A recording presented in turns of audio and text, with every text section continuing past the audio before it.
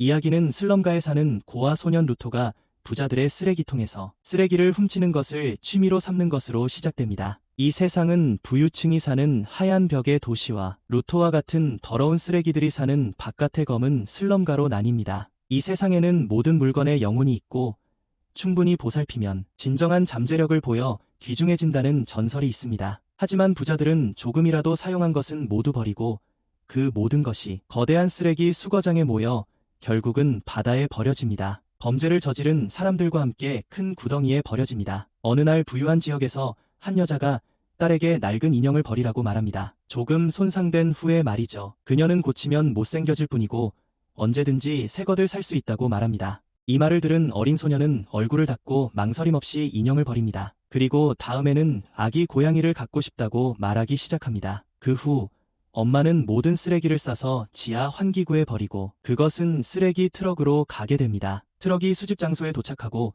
루토는 쓸만한 물건을 찾기 위해 옆방으로 뛰어내린다. 쓸만한 물건을 찾기 위해 옆방으로 뛰어내린다. 그곳에서 그는 실수로 경비병이 알아차릴 만큼 큰 소리를 낸다. 경비병은 재빨리 문을 부수고 소년에게 총을 겨누며 악명 높은 쓰레기 약탈자인지 묻는다. 그리고 지원 요청을 위해 경보 버튼을 누른다.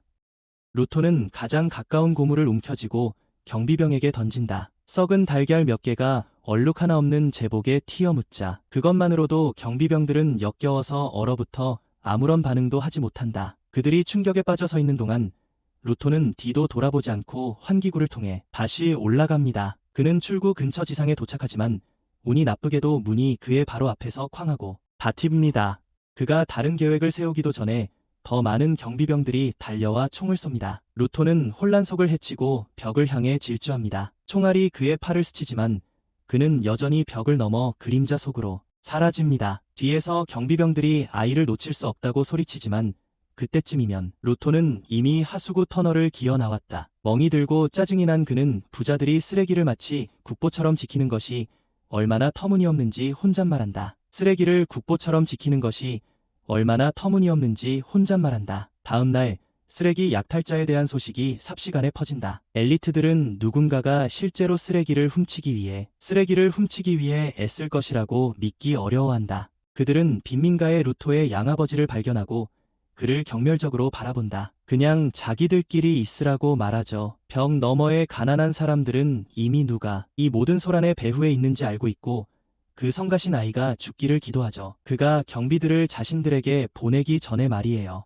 하지만 루토는 전혀 신경 쓰지 않고 모아둔 고무를 계속 고치죠. 바로 그때 그의 친구 추아가 나타나 또 쓰레기를 쫓아다닌다고 꾸짖어요. 쓰레기 관리팀에게 붙잡히면 무슨 일이 생길까봐 걱정하기 때문이죠. 그가 잡힐까봐요. 루토는 부자들이 멀쩡한 물건들을 버리는데 자신은 그걸 고쳐서 슬럼가 사람들에게 팔아생계를 유지한다고 말합니다. 그 물건들을 진정으로 아껴줄 사람들에게요. 그때 한 무리의 불량배들이 나타나 그를 놀리며 이 지역의 악취의 근원을 드디어 찾았다고 말합니다.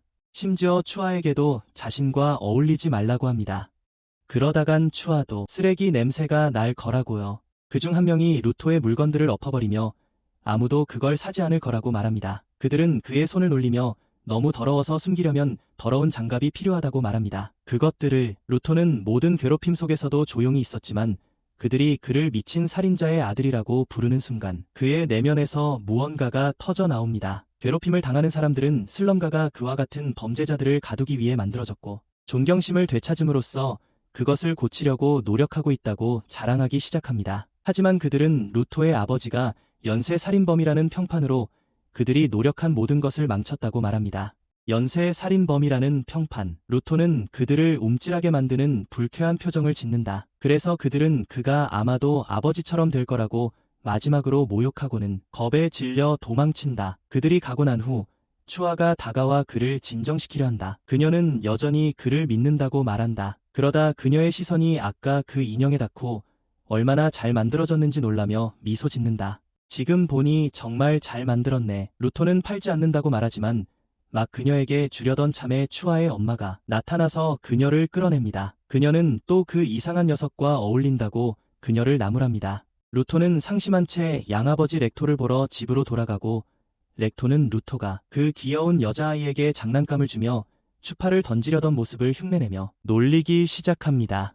루토는 자신이 감시당하고 있었다는 사실조차 몰랐기 때문에 당황해서 얼굴이 빨개집니다. 보고 있었다는 것을 노인은 루토의 쓰레기 줍는 것을 언급하며 그럴 만큼 가난하지 않다고 말합니다. 그렇게까지 할 필요는 없다고. 더 나이가 들 때까지는 그런 일은 자신에게 맡기라고 하며 어젯밤 얼마나 위험했는지 상기시킨다. 그것이 얼마나 위험했는지. 렉토는 루토가 자신에게 신세를 졌다고 생각할까봐 걱정하지만 루토는 그렇지 않다고 말한다. 그는 단지 가족으로서 자신의 역할을 하고 싶을 뿐이다. 대화는 추아에게로 옮겨지고 렉토는 그녀에게 좀 더 솔직해지라고 말한다. 그러다 그는 루토의 팔에 난 상처를 발견하고 치료하기 시작한다. 그렇게 하면서 루토에게 장갑도 벗으라고 한다. 벗자 그의 새까만 팔이 드러난다. 루토는 사형 선고를 받고 구덩이에 던져진 친아버지 때문이라고 탓한다. 그리고 모든 것을 혼자 감당해야 했고 외모 때문에 비난받았다고 말한다. 그리고 손이 늘 아프다고 한다. 하지만 렉토가 그 장갑을 준 날 이후로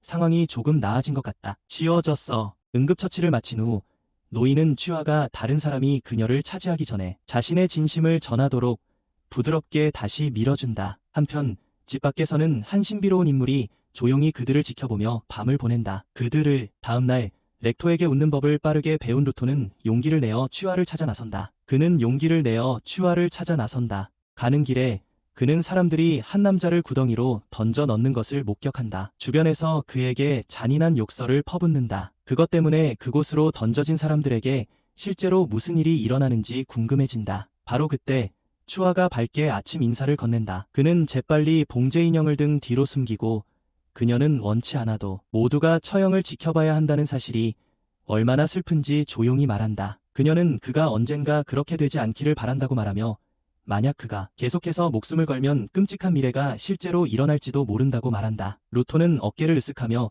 렉토가 항상 똑같은 말로 잔소리한다고 말한다. 하지만 추아는 그저 미소 지으며 아마도 그 노인이 당신을 아낀다는 뜻일 거라고 말한다. 내가 당신을 아끼는 만큼 말이야. 말이 튀어나오자마자 두 사람은 조용해진다. 루토의 얼굴이 빨개지지만 그는 인형을 내밀며 긴장된 목소리로 말한다. 쓰레기통에서 나왔더라도 마음에 들었으면 좋겠다고. 추아는 반짝이는 눈으로 그것을 보며 영원히 간직하겠다고 말한다. 미친 듯이 얼굴을 붉힌 루토는 몸을 돌려 달려가 렉토에게 보여주고 모든 것을 말해주고 싶어 한다. 하지만 모퉁이를 돌아 현관으로 달려가던 그는 멈춰 섭니다. 가면을 쓴 남자가 집 안에 서 있고 렉토는 바닥에 쓰러져 있으며 검이 가슴 깊숙이 박혀 있습니다. 루토는 렉토를 구하기 위해 가면을 쓴 남자에게 달려들지만 공격자는 그를 쉽게 옆으로 밀쳐내고 벽에 부딪히게 합니다. 루토는 간신히 몸을 일으켜 세우고 남자가 침착하게 책을 집어들고 걸어가는 것을 지켜봅니다. 렉토가 말을 하려 합니다. 루토가 그를 살려주겠다고 약속하자 노인은 마지막 숨을 몰아쉬며 그에게 도망쳐 이 쓰레기 같은 세상을 바꾸라고 소리칩니다. 렉토가 움직이지 않자 경비병들이 도착합니다. 그들은 피투성이가 된 루토를 보고 최악의 상황을 가정합니다. 그를 가족처럼 대해준 유일한 사람, 렉토는 죽었습니다. 루토는 무슨 일이 일어났는지 말하려 하지만 경비병 중 한 명이 그가 한마디도 하기 전에 얼굴을 때려 기절시킵니다. 나중에 빈민가에는 수군거림이 가득합니다. 집 주변으로 사람들이 모여듭니다. 어떤 이들은 그를 괴물이라 부르며 저주합니다. 취화조차 동요하고 혼란스러워하며 그가 정말로 유죄일 수 있는지 의문을 품습니다. 루토는 처형장으로 끌려옵니다. 땅 위 높이 묶인 채 그는 사제가 천천히 형식적인 연설을 하는 것을 조용히 듣습니다. 그 남자는 살인자는 그들의 땅에 설 자리가 없으며 내던져져야 한다고 말합니다. 구덩이 아래에서는 사람들이 그를 쓰레기 취급하며 구호를 외치기 시작합니다. 루토는 무슨 일이 벌어지는지 거의 파악하지 못합니다. 그는 누군가 자신을 변호해 주기를 바라며 군중을 훑어봅니다. 슈아를 보자 그는 남아있는 힘을 모아 그녀에게 소리칩니다. 자신을 믿어달라고 애원합니다. 그는 렉토가 살해당했다고 맹세하며 진짜 살인범을 찾아달라고 애원합니다. 하지만 대신 슈아는 그를 아버지처럼 살인자라고 부르며 그의 것을 내던집니다. 봉제 인형을 들고 도망쳤습니다. 그 후 군중은 그를 사회의 쓰레기라고 외치며 비난하기 시작합니다. 이것을 본 루토는 이 사람들이 진짜 쓰레기들이고 자신만의 생각이 없다고 생각하며 미친 듯이 웃기 시작합니다. 대사제가 그를 버리라고 명령하는 순간 루토는 군중 속에 서 있는 진짜 살인자를 발견합니다. 하지만 그때는 이미 너무 늦었습니다. 경비병들이 그를 구덩이로 끌고 가고 그가 떨어지면서 조용히 맹세합니다. 이 사람들 전부 돈 내고 지옥으로 꺼져버려. 가을 동안 그는 갑자기 이상한 것을 느끼고 그러다 모든 것이 어두워진다. 나중에 마침내 깨어났을 때 루토는 자신이 이제껏 맡았던 어떤 냄새보다 더 지독한 쓰레기 더미에 누워있다는 것을 알게 된다. 그가 돌아보자 사람들이 버린 모든 쓰레기로 만들어진 거대한 쓰레기 괴물을 본다. 그것을 보고 그는 당황하기 시작하며 이것이 바로 지옥의 모습일 거라고 생각한다. 마치 그 순간 루토는 어릴 때부터 부자들이 범죄와 오물에 대해 계속 이야기하면서도 쓰레기를 구덩이에 버린 후 어떻게 되는지 궁금해하지 않는 것이 항상 이상하다고 생각했던 것을 기억합니다. 그 생각에 그의 피가 끓어오릅니다. 그는 진짜 괴물을 본 적도 없으면서 자신을 괴물이라고 부르는 모든 바보들을 생각하며 화를 냅니다. 구덩이로 돌아가자 그를 쫓던 거대한 쓰레기 괴물이 갑자기 멈춰서서 큰 포효, 그 소리는 주변에 울려 퍼져 더 많은 괴물들을 그에게로 끌어들입니다. 곧 그들은 사방에서 그를 에워싸기 시작합니다. 그들이 다가오자 그는 이 괴물들이 대체 무엇인지 궁금해합니다. 쓰레기가 야생 동물처럼 기어 다닐 리 없기 때문입니다. 그는 간신히 몸을 피하며 계속 도망치지만 결국 발이 걸려 넘어지고 썩은 해골 바로 옆에 얼굴부터 떨어집니다. 온몸이 아프고 상황은 절망적입니다. 분노에 휩싸여 자신을 이곳에 던져 넣은 사람들을 저주한다. 바로 그때 그의 아래에 있던 쓰레기 더미가 무너지며 그는 다시 떨어진다. 바닥에 부딪히자 그의 몸은 긁히고 멍든 상처투성이가 되고 공기는 너무 더러워 숨을 쉴 때마다 폐가 찢어지는 듯하다. 그는 코를 막고 잠시 쉴만한 작은 장소라도 찾아 둘러보지만 이곳엔 안전한 곳이 없다는 것을 깨닫게 된다. 유일하게 이 세상에 살아있는 것은 쓰레기 자체뿐이다. 루토는 너무 많은 피를 토해내서 쓰레기 괴물마저 망설이는 듯하다. 그의 고통을 끝내주려 천천히 다가오고 있었다. 그 순간 루토는 이것이 자신이 마땅히 받아야 할 최후라고 생각한다. 하지만 그가 정신을 잃으려는 순간 렉토의 마지막 순간들이 그의 뇌리를 스쳐 지나간다. 그 기억이 그의 내면에서 무언가를 일깨운다. 갑자기 그는 주변에 흩어져 있는 빛나는 물체들을 본다. 생각할 틈도 없이 그는 가장 가까이 있는 것에 손을 뻗는데 그것은 쇠지렛대였다. 그는 손잡이를 꽉 쥐고 자신이 살았던 구체를 올려다보며 머릿속으로 복수 목록을 만들기 시작한다. 자신을 쓰레기 취급했던 모든 사람들이 목록에 오르지만 그 중에서도 가장 꼭대기에는 렉토를 죽이고 아무렇지도 않게 떠나버린 남자가 있다. 그는 힘을 내어 빠루를 휘둘러 쓰레기 괴물을 박살낸다. 그는 무슨 수를 써서라도 살아남겠다고 다짐한다. 그 범죄자를 흠씬 두들겨 패기 위해서 그에게서 멀지 않은 곳 쓰레기로 만든 왕좌에 앉은 남자가 이 광경을 지켜보고 있다. 펼쳐지는 것을 그는 앞으로 몸을 숙이며 머리부터 발끝까지 피로 뒤덮인 새로운 침입자가 돌진하는 것을 보고 감탄한다. 피로 뒤덮인 것을 보고 루토는 괴물이 렉토의 방귀보다 더 지독한 냄새를 풍긴다고 외치며 강력한 일격을 날리지만 괴물은 거세게 반격한다. 괴물은 그를 근처 탑으로 내동댕이 치고 잔해에 깔려 거의 죽을 뻔하게 만든다. 먼지가 가라앉기도 전에 루토는 더 큰 쇠막대기를 잡고 던진다. 부메랑을 괴물 얼굴에 던졌어. 그때 괴물 한 마리가 아래에서 튀어나와 공격했고 루토는 피를 토하며 심하게 다쳤어. 괴물들이 그를 끝장내려 다가오자 그의 내면에서 무언가가 다시 솟아올랐어. 괴물들이 덮치기 직전 그는 괴물들을 노려보며 반격했어. 그는 괴물들의 팔을 자르고 강철판을 잡아 그중 하나를 반으로 갈랐어. 그가 반대편으로 걸어 나오자 괴물은 그의 뒤에서 폭발했어. 위험이 사라지자 루토는 완전히 지쳐 무릎을 꿇고 다시 한번 절망감을 느낀다. 하지만 그의 불운은 아직 끝나지 않았다. 더 크고 사나운 괴물이 그의 뒤에서 나타나 더 많은 지원군을 소환하는 포효를 내뿜는다. 루토는 쓰레기 언덕을 가로질러 도망치지만 괴물이 땅을 내리쳐 그를 공중으로 헝겊 인형처럼 날려버리는 충격파를 보낸다. 눈을 떴을 때 그는 자신에게 우산을 씌워주는 낯선 남자를 본다. 루토가 혼란스러워하는 사이 가면을 쓴 남자가 침착하게 루토의 후드를 잡고 들어올려 옆으로 던져버리자 루토는 피를 더 많이 토합니다. 남자는 아무 말 없이 루토의 얼굴에 호흡 마스크를 씌워 회복을 돕고 영웅처럼 그를 보호하기 위해 앞으로 나섭니다. 루토는 여전히 무슨 일이 일어나는지 이해하려고 애씁니다. 루토는 여러 질문을 쏟아냅니다. 남자는 그저 손을 들어 조용히 하라는 신호를 보내고 루토는 더욱 짜증이 납니다. 그 남자는 다시 한번 조용히 하라고 정중하게 말합니다. 루토는 더 큰 소리로 자신들이 어떤 악몽 속에 있는지 묻지만 그 남자는 지아가 아니라고 말하며 진지하게 진정하라고 부탁합니다. 가면 쓴 남자의 목소리를 들을 수 없었던 루토는 한마디도 이해할 수 없다고 소리칩니다. 결국 그 남자는 폭발하여 루토에게 소리 지르지 말아야 할 뇌 없는 원숭이라고 소리칩니다. 그는 루토 때문에 근처의 모든 괴물들이 이쪽으로 오고 있다며 화를 냅니다. 루토의 입이 방정이지. 그러더니 이 생명체들을 쓰레기 괴물이라고 부르며 특별한 무기로 처리하지 않으면 계속해서 다시 나타난다고 설명한다. 괴물들이 가까이 다가오는데도 가면 쓴 남자는 아무렇지도 않다는 듯 계속 말한다. 그러다 괴물들이 공격하려는 바로 순간 그의 우산이 빛나기 시작하며 날카로운 칼날이 위에서 튀어나온다. 경고도 없이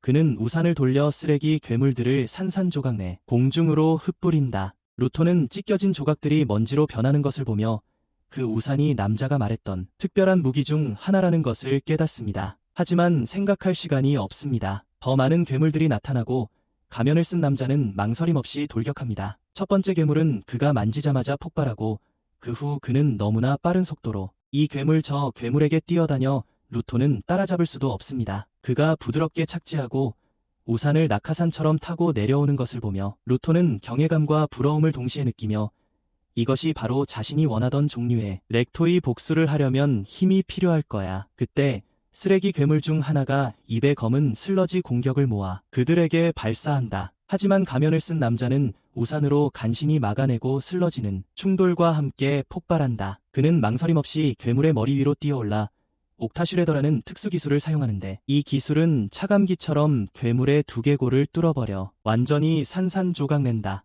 싸움이 끝난 후 그는 루토에게 다가가 상태를 살피고 시끄럽던 아이가 아직 살아있는 것에 놀란다. 루토가 힘없이 누구냐고 묻자 남자는 가면을 벗고 자신을 클리너스의 엔진이라고 소개한다. 하지만 루토에게서 나는 할아버지 기저귀 냄새를 맡는 순간 그는 재빨리 가면을 다시 쓰고 그제야 루토는 의식을 잃는다. 꿈속에서 루토는 또다시 괴롭힘을 당하고 진흙투성이가 되어 집에 돌아왔던 때를 기억해낸다. 그는 렉토에게 물건에 감정이 있다고 말해서 그런 일이 일어났다고 했죠. 렉토는 화를 내기는커녕 웃으며 루토가 싸우지 않은 것이 자랑스럽다고 했어요. 싸우지 않은 것이 자랑스럽다고 했어요. 하지만 루토는 여전히 그를 보며 사람들이 소중히 여기는 물건들은 렉토가 예전에 말했던 것처럼 정말 살아 움직인다고 믿는다고 말했어요. 그 말을 듣고 렉토는 머리를 극적이며 그 이야기는 문자 그대로 받아들이라는 뜻이 아니었다고 인정했어요. 그저 아이들이 물건을 소중히 다루는 것의 중요성을 이해하도록 돕기 위한 옛 전설일 뿐이라고 설명했죠. 하지만 루토는 개의치 않는 듯했고 어수선한 작은 집을 둘러보더니 주변의 모든 물건에도 영혼이 있는지 물었다. 그 말에 레그토는 앞에 호기심 많은 소년을 보며 웃었다. 그의 앞에 있는 호기심 많은 소년을 보며 웃었다. 현재로 돌아와 루토는 깨어나 자신이 사슬에 묶여있는 것을 발견한다. 그는 즉시 엔진을 욕하기 시작한다. 자신을 속였다고. 하지만 엔진은 침착하게 답한다.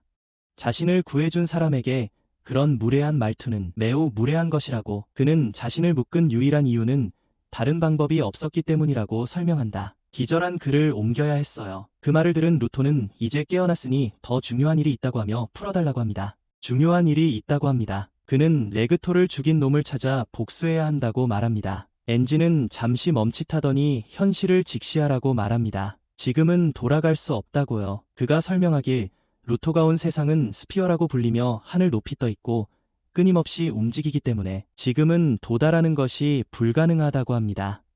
루토는 엔진의 말을 듣고 지금은이라는 말이 언젠가는 가능할 수도 있다는 뜻이라고 지적한다. 언젠가는 가능할 수도 있다는 뜻이라고 지적한다. 그는 흥분해서 엔진에게 스피어와 몬스터 그리고 그가 사용한 이상한 힘에 대해 모든 것을 말해달라고 소리치기 시작한다. 그는 렉토를 죽인 자에게 복수하기 위해 필요한 모든 답을 얻을 때까지 가만히 있지 않을 것이라고 말한다. 엔진은 루토가 끊임없이 소리치는 것을 듣는데 지쳐 마침내 인내심을 잃고 가면을 벗어 던지며 루토에게 구덩이가 정말 어떤 곳인지 알 때가 되었다고 말한다. 그는 아무 설명도 없이 루토를 붙잡고 개처럼 끌고 가서 황무지를 가로질러 인적 없는 곳에 도착한다. 그는 루토를 밖으로 내던지고 즐거운 시간을 보내라고 말한다. 루토는 어떤 수업인지도 듣지 못했다고 소리치기 시작하지만 가면을 쓴 사람들이 자신을 똑바로 쳐다보는 것을 보고는 금세 조용해진다. 그들 중 한 명인 빨간 셔츠를 입은 남자는 아이를 보자마자 흥분하기 시작한다. 그는 침을 살짝 흘리며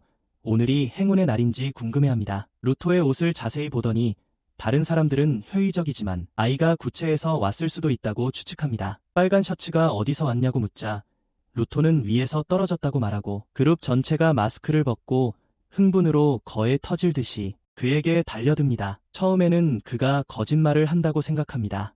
진짜 구체인은 그들의 언어를 이해할 수 없어야 하기 때문입니다. 하지만 빨간 셔츠는 확인하기 위해 루토의 얼굴에 기대어 만져봅니다. 그는 소름이 돋습니다. 그러다 갑자기 빨간 셔츠가 루토가 겪었을 일에 대해 미안하다며 사과하고 쇠사슬을 풀어주겠다고 합니다. 루토는 자신이 겪었을 일에 대해 미안하다고 합니다. 잠시 동안 루토는 자신이 엔진과는 달리 정말 괜찮은 사람들을 만났을지도 모른다고 생각합니다. 사람들을 만났을지도 모른다고 생각합니다. 루토가 사기를 당해 트럭 뒤에 묶여있는 것을 발견하자마자 상황은 빠르게 바뀝니다. 트럭 뒤에 묶여 있습니다. 가면을 쓴 갱단은 그가 고통스러워하는 것을 보며 활짝 웃습니다. 그와 같은 스피어라이트들은 수백만 달러의 가치가 있고 그를 놓아줄 여유가 없어요. 그러자 레드셔츠가 섬뜩한 표정을 지으며 사람들이 왜 그렇게 기꺼이 지불하는지 설명합니다. 모든 것은 공기를 오염시키고 이곳의 삶을 힘들게 만드는 끝없는 쓰레기를 버린 스피어라이트들과 숨쉬는 것조차 고통스럽고 죽지 않는 괴물들, 집을 파괴하고 가족을 산산조각 내는 것들 때문입니다. 그래서 스피어에서 누군가가 나타나면 사람들은 그를 가능한 한 오래 고통스럽게 만들고 싶어 합니다.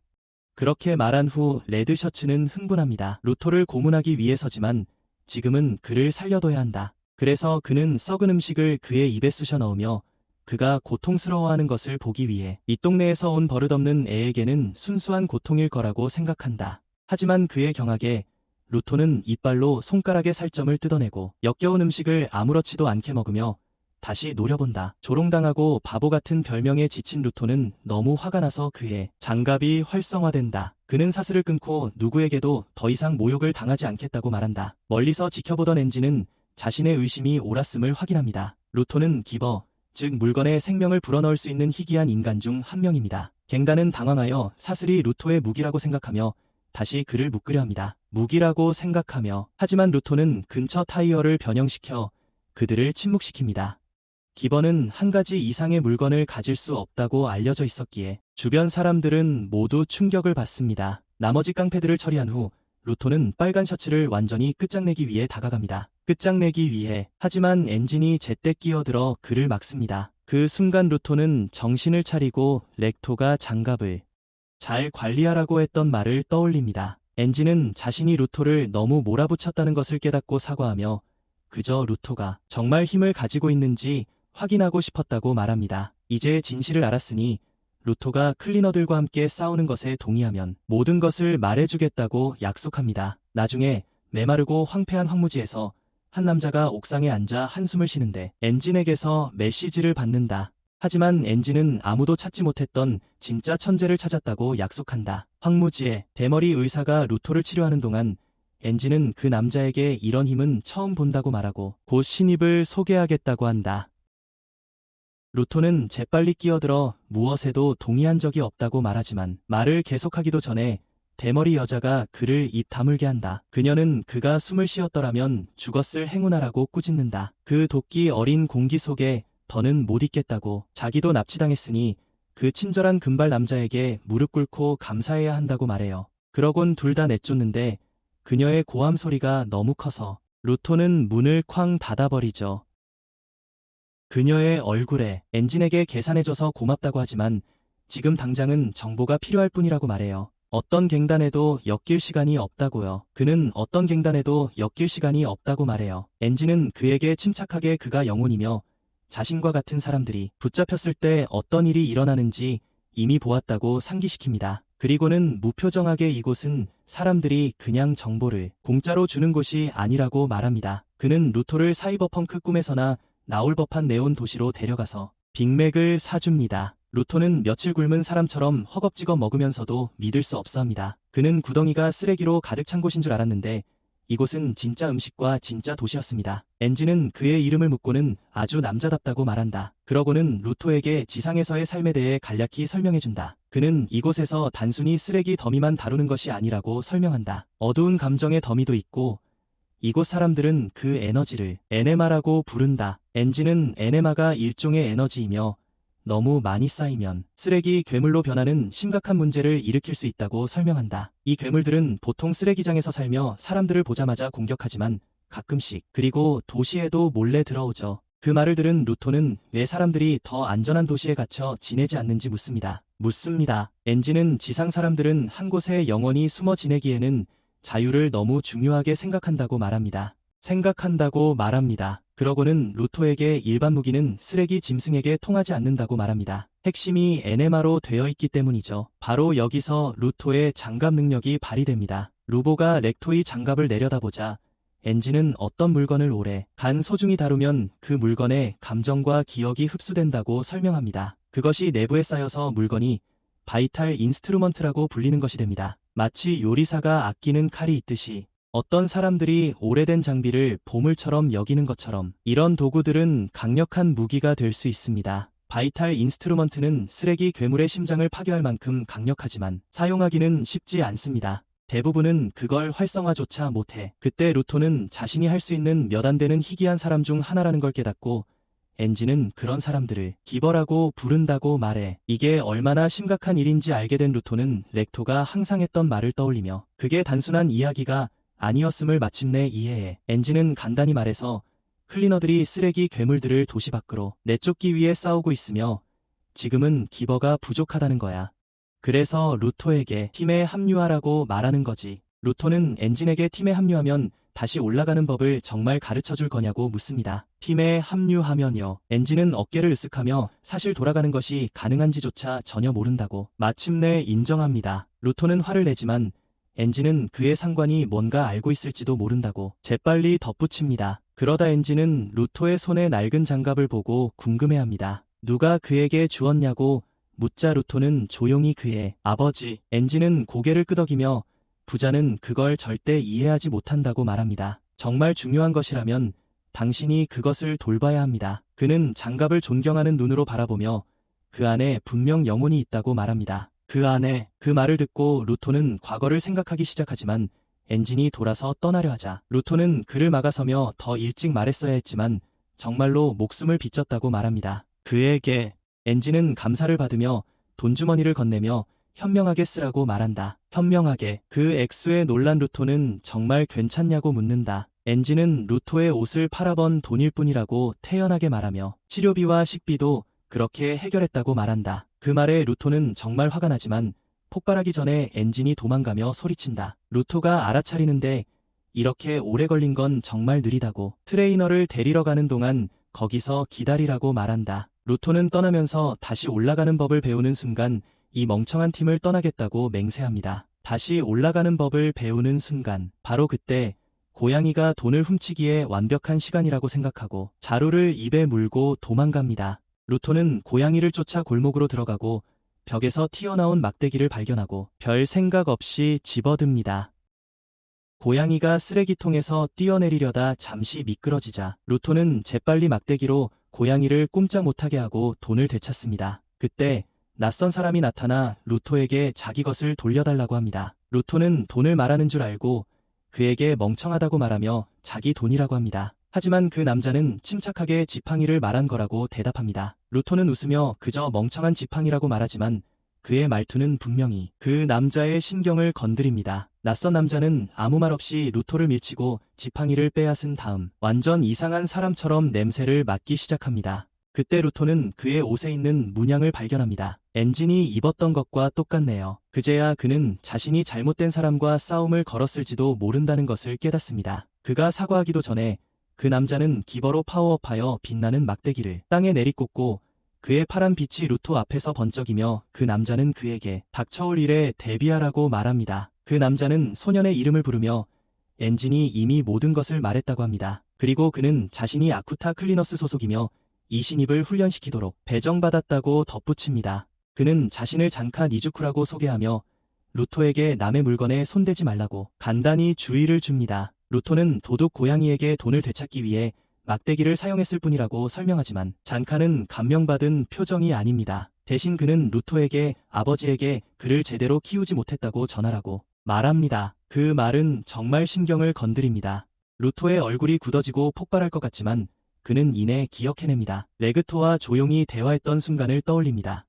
레그토는 그에게 상황이 격해질 때 침착하게 상대방의 기분을 헤아려 보라고 말했습니다. 그 기억이 머릿속을 스쳐 지나가자 루토는 심호흡을 하고 천천히 진정합니다. 그는 자신이 장카에게 소중한 것을 빼앗았기 때문에 장카가 화가 났을 것이라고 생각합니다. 솔직히 누가 자기 장갑을 뺏으려 한다면 자신도 화가 날 것입니다. 그래서 아빠의 조언에 따라 루토는 자존심을 억누르고 조용히 진심으로 사과드립니다. 중요한 걸 훔치려던 건 아니었다고 말하는데 분위기가 좀 가라앉는 것 같아요. 조며 그 말을 듣자 장카의 지팡이 주변에 빛이 사라집니다. 루토가 돌려주고 사과까지 했으니 괜찮다고 말합니다. 그러더니 자신이 너무 흥분했고 새로운 학생을 놀라게 할 의도는 아니었다고 인정합니다. 학생을 루토는 얻어맞지 않았다는 사실뿐만 아니라 망연자실한 채 서 있습니다. 하지만 렉토의 가르침 중 하나가 실제로 통했던 것은 이번이 처음이었기 때문이었다. 장카는 그에게 손을 내밀며 이제부터 동료가 될 것이라고 말하고 그를 일으켜 세운다.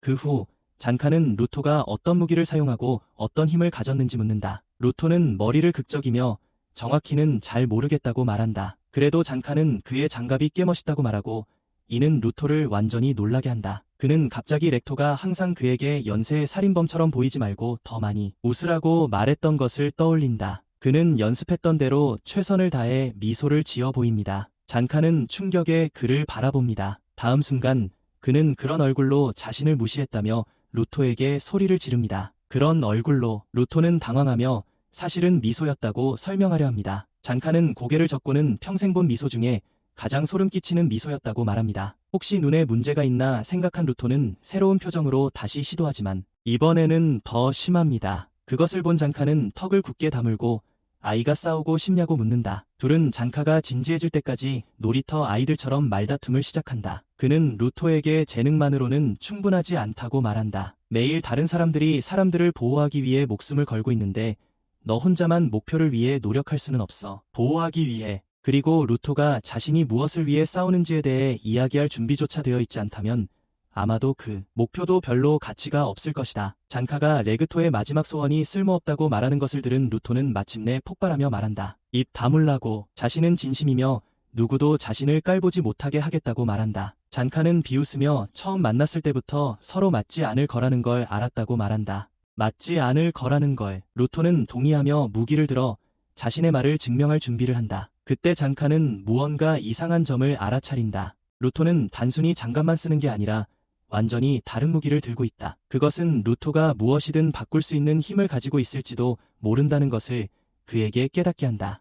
그는 중요한 악기에 손을 댑니다. 장카는 이 아이가 너무 망가졌다며 웃지만 그래도 상관없다고 합니다. 결국 그의 재능은 순수한 경험에 비할 바가 못 됩니다. 다음 순간 장카의 막대기가 루토 바로 앞에 땅에 내리칩니다. 그러더니 그는 맹렬한 공격으로 달려들어 루토를 한 걸음씩 뒤로 물립니다. 그를 몰아붙이면서 장카는 그를 조롱하며 막대기처럼 약한 것에 맞고 있다는 게 좀 슬프다고 말합니다. 약한 막대기 같은 것에 맞고 있다는 게 말이죠. 루토는 마침내 한 번 칩니다.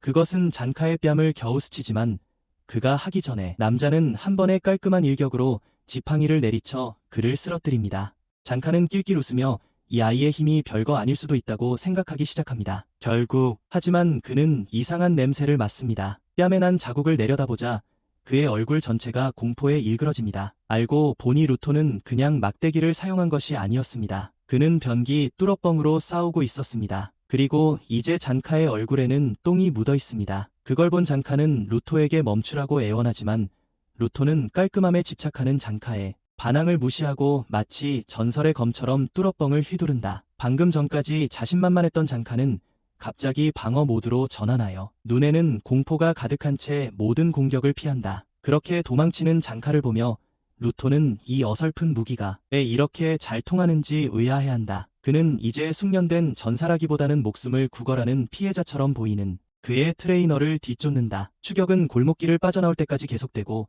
바로 그때 아까 그 고양이가 다시 나타나 장카를 넘어뜨립니다. 루토가 다시 휘두르고 이번에는 플런저가 장카의 옷에 그대로 튀어 더러움에 흠뻑 젖고 완전히 패배하게 만듭니다. 얼마 후 엔진이 도착해서 늦었냐고 둘이 벌써 절친이 됐냐고 묻습니다. 이동 중에 상황을 설명하자 엔진은 너무 웃겨서 트럭을 거의 박을 뻔하고 루토가 전면적인 똥세례로 승부를 결정지었다고 농담합니다. 잔카는 부끄러움에 얼굴을 가린 채 말없이 앉아있고 루토는 어색한 자세로 웅크린 채 싸움이 얼마나 어리석었는지 자신이 얼마나 건방졌는지 서서히 깨닫습니다. 엔진은 분위기를 풀기 위해 루토에게 잔카가 사실 괜찮은 사람이고 이제부터 그의 스승이 될 것이라고 말합니다. 그 말을 들은 잔카는 기분이 살짝 바뀌며 칭찬에 분명히 기뻐하며 약간 활기를 띠기 시작합니다. 그때 리오라는 빨간 머리 소녀가 뒷좌석에서 튀어나옵니다. 거기 있었던 거야. 궁금해서 무슨 소란인지 보고 싶었다고 하더니 루토의 머리카락을 마치 오래된 친구처럼 만지기 시작한다.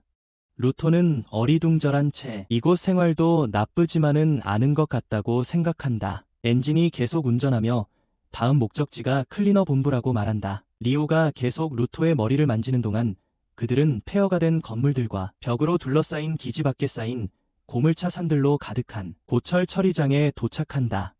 엔진이 문을 통과해 안쪽에 주차하자 리오는 손을 털어낸다. 만족스러운 표정으로 나가는 동안 루토는 그저 서서 클리너 본부로 밝혀진 거대한 건물에 충격을 받은 듯 보인다. 안으로 들어갈 때 리오는 그에게 작별 인사를 하고 엔진은 루토를 안내 데스크로 부르며 시무라는 여자에게 소개한다. 하지만 소개 도중 시무가 갑자기 그의 목에서 4인치 떨어진 곳을 찔렀다. 그를 향한 것이 아니라 근처에서 잉잉거리는 성가신 파리들을 향해서 말이다.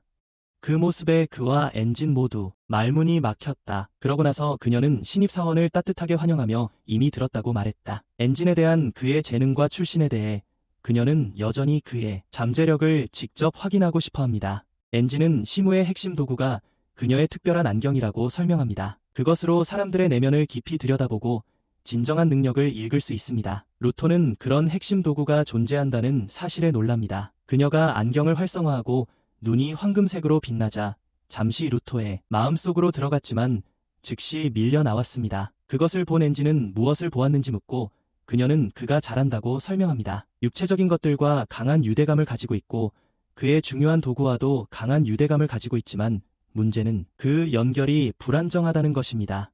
즉, 그는 여전히 훈련이 필요하다는 것입니다. 그것을 완전히 통제하기 위해서요. 시무가 옆을 흘끗 보자 엔진은 다른 문제가 있는지 묻고 그녀는 무심하게 그의 목에 똥이 묻었다고 말하고 엔진은 웃음을 터뜨리지만 파리가 계속 그 주위를 맴돌았던 것도 당연하고 그는 루토에게 놀리지 말라고 놀립니다. 쓰레기장에서 노는 것을 멈추라고요. 그가 그녀에게 감사한 후 엔진은 그를 보스에게 데려가지만 나가는 길에 시무의 표정이 여전히 심각하다는 것을 알아차린다. 걸어가면서 엔진은 총 100명 정도의 청소부들이 각기 다른 일을 하고 있지만 대부분은 보통 경기장 전체를 돌아다니며 일을 하고 있다고 설명한다. 말을 마치고 엔진은 루토에게 다른 사람들을 소개해 주겠다고 제안하며 근처 방 문을 연다. 대부분 비어있을 거라고 생각했지만 12명 이상의 청소부들이 안에 있었고 그들을 차갑게 노려보자 그는 재빨리 문을 닫고 나중에 할 수 있다고 말한다. 그 후 그들은 보스방에 도착하고 루토가 바보처럼 걸어 들어가려는 순간 엔진이 그를 멈춰 세웁니다. 루토가 아마도 불쑥 들어가 구체로 돌아가는 방법을 요구할 것이라는 것을 엔진은 잘 알고 있었죠. 그는 이곳에서는 공짜가 없으며 루토가 먼저 일을 해서 정보를 얻어야 할 것이라고 경고합니다.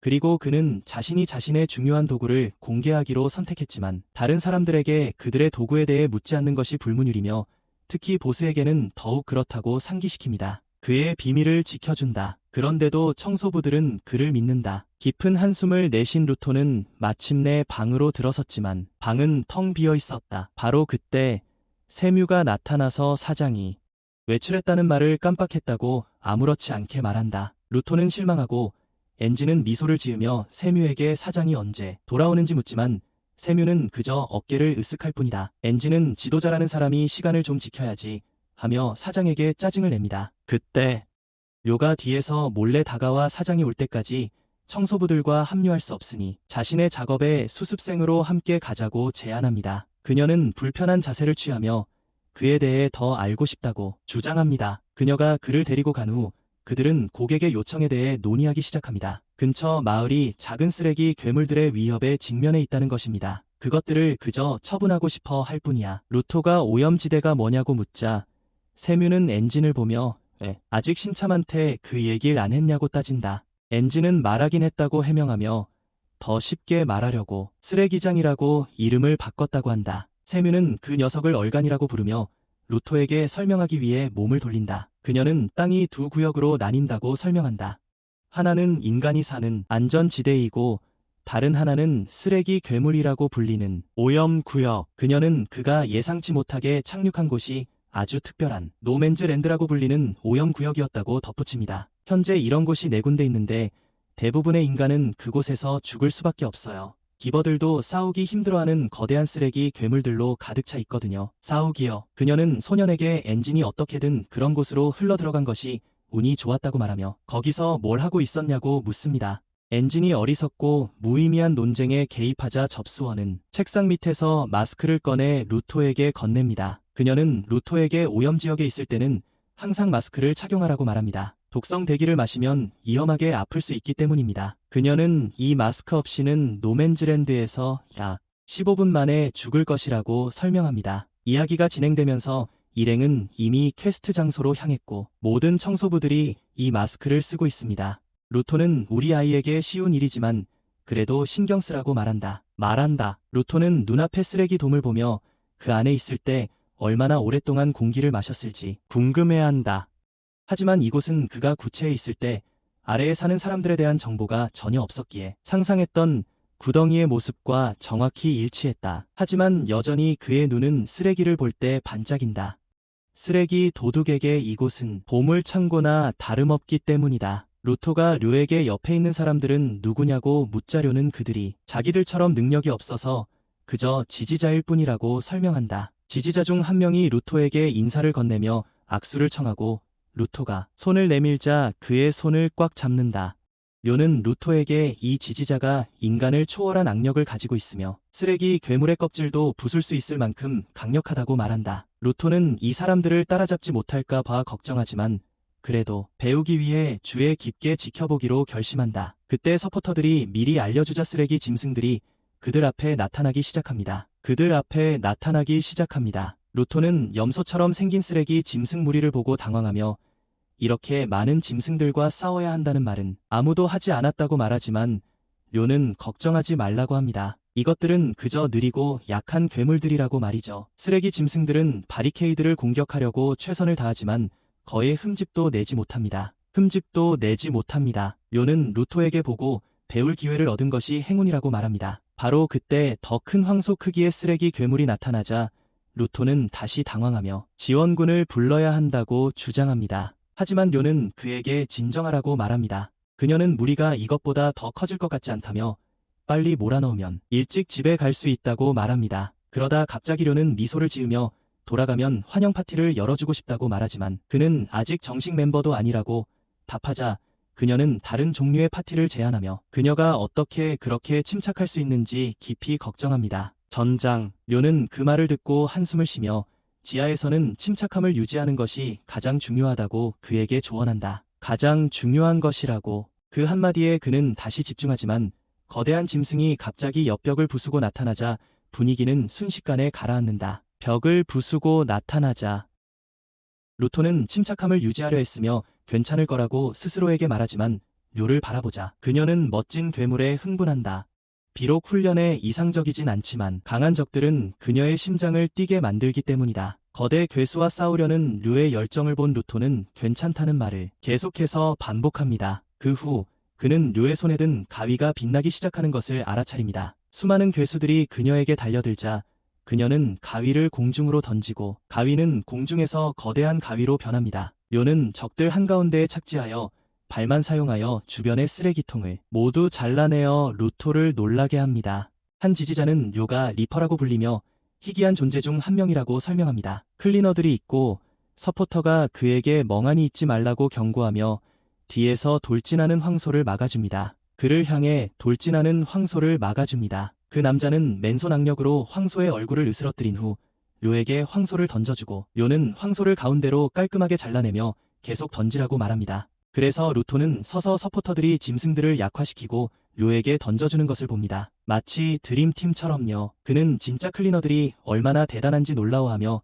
갑자기 기억합니다. 자신이 원하는 것을 얻기 위해 돕겠다고 바보처럼 말했던 때를요. 잔챙이들을 처리한 료는 거대한 놈에게로 향하는데 바로 그 순간 놈이 그녀 앞에 내려 찍힌다. 지원팀은 다른 놈들이 싸움에 합류하지 못하도록 재빨리 움직인다. 그 순간 료는 짐승들 중 하나가 아직 살아있어 뿔에 걸려 넘어진 지원자에게 달려들고 있다는 것을 알아차린다. 그 남자가 이제 끝났다고 생각하는 순간 루토가 괴물이 그를 집어삼키는 것을 막아선다. 그가 청소부들에게서 정보를 얻고 싶다면 그는 죽어서 짐이 되어서는 안 되기 때문이다. 자신의 가치를 증명하기 위해 루토는 붉은 기운을 내뿜으며 힘을 무기로 삼습니다. 무기. 그는 자신의 에너지로 무기를 부여하고 있으며 그 모양은 거미줄 같은 패턴으로 변합니다. 그 순간 루토는 자신이 실제로 어떻게 힘을 사용하고 있는지 생각하기 시작하고 그 힘을 어떻게 끌어내야 할지 전혀 모르고 있다는 것을 깨닫고 두려워합니다. 괴물은 계속 앞으로 나아가 그의 무기를 부수는 데 성공합니다. 바로 그때 료가 나서서 소년에게 잘했다고 말합니다. 지지자들이 부주의했던 점을 사과하며 료에게 거대 쓰레기 괴물에 대한 업데이트를 묻는다. 료는 아무리 반으로 잘라도 쓰러지지 않는 일반적인 괴물이 아니라고 설명한다. 그녀가 아무리 반으로 잘라도 쓰러지지 않는다고. 지지자들은 이 새로운 괴물에 대해 주변 마을과 기지에 알리기 위해 돌아가고 료는 다시 전투에 임한다. 그녀는 괴물 머리 위에 뛰어올라 두꺼운 전선들을 자르기 시작하고 그곳에서 무언가 빛나는 것을 발견한다. 그녀는 그것이 무엇인지 궁금해하며 파괴하려 하지만 괴물은 고개를 젓고 그녀를 던져버립니다. 그 후 괴물은 머리카락을 다시 자라게 하고 힘을 키우며 날뛰기 시작합니다. 그 후 괴물은 머리카락을 다시 자라게 하고 힘을 키우며 날뛰기 시작합니다. 괴물의 공격 충격으로 땅이 부서지고 공격은 루토와 다른 청소부에게까지 닿습니다. 루토는 간신히 피하지만 지금 자신이 얼마나 쓸모없는 존재인지 생각하며 괴물의 공격으로 생긴 구덩이로 떨어집니다. 괴물의 공격으로 생긴 구덩이로 떨어집니다. 그때 한 지지자가 그를 들어 올려 도망칩니다. 도망치면서도 루토에게 목표를 정했으면 계속 나아가라고 격려한다. 그의 목표를 향해.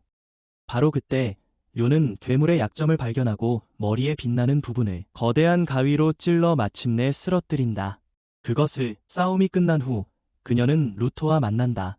서포터는 괴물이 이 녹슨 커터를 찔렀을 때 움직임을 멈췄다고 설명하고 이것은 그들에게 그것이 생명 유지 장치인지 그리고 쓰레기 괴물 안에 그것이 무엇을 하고 있는지 궁금하게 만든다. 한편 루토에게 기절당했던 레드셔츠는 정신을 차리고 깜짝 놀랍니다. 정체불명의 사람이 소파에 앉아 자신을 보고 있었기 때문이죠. 그는 누구냐고 묻지만 그 남자는 질문을 무시하고 대신 그 족제비 소년이 어디 있는지 알려달라고 합니다. 청소부 AQ로 돌아온 장카는 졸린 채로 식당으로 걸어가다가 안에서 파티가 벌어지고 있는 것을 보고 놀랍니다. 그는 료에게 다가가 왜 모두 이렇게 늦게까지 깨어있냐고 묻고 료는 루토의 환영 파티를 열고 있다고 답하지만 대부분은 그냥 술 마시러 온 것 같다고 덧붙입니다. 스트레스를 풀고 그러다 주위를 둘러보니 루토가 얼굴을 테이블에 박고 우울해하고 있었다. 테이블에 잔카는 오늘날의 주인공조차 행복해 보이지 않는다는 것을 알아차리고 료는 설명한다. 임무 중에 자신의 중요한 도구를 제대로 사용하지 못했기 때문이고 잔카는 그가 꽤 한심하다고 생각한다.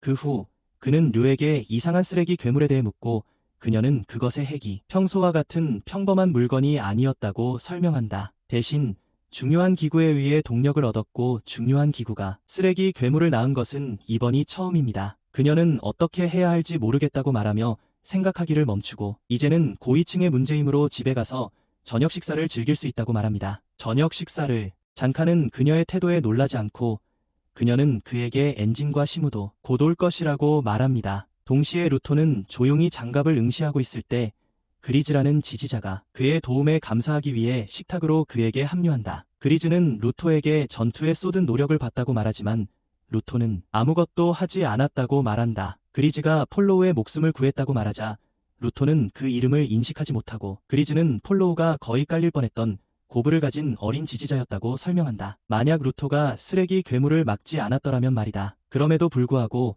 루토는 료가 자신을 구해줘야 했다는 사실에 좌절한다. 왜냐하면 그는 자신의 힘을 사용할 수 없었고 그는 표면적으로 늘 통제력을 잃고 레토가 그를 구출해줬어요. 그가 자신에게 화가 난 이유는 늘 도움을 받아야 하고 기대에 부응하지 못하기 때문인데 그리츠는 그에게 다시 고맙다고 말하고 그는 놀란다. 그 남자는 대부분의 청소부들이 지원자들이 너무 약해서 거의 짐이나 다름없다고 생각한다고 말한다.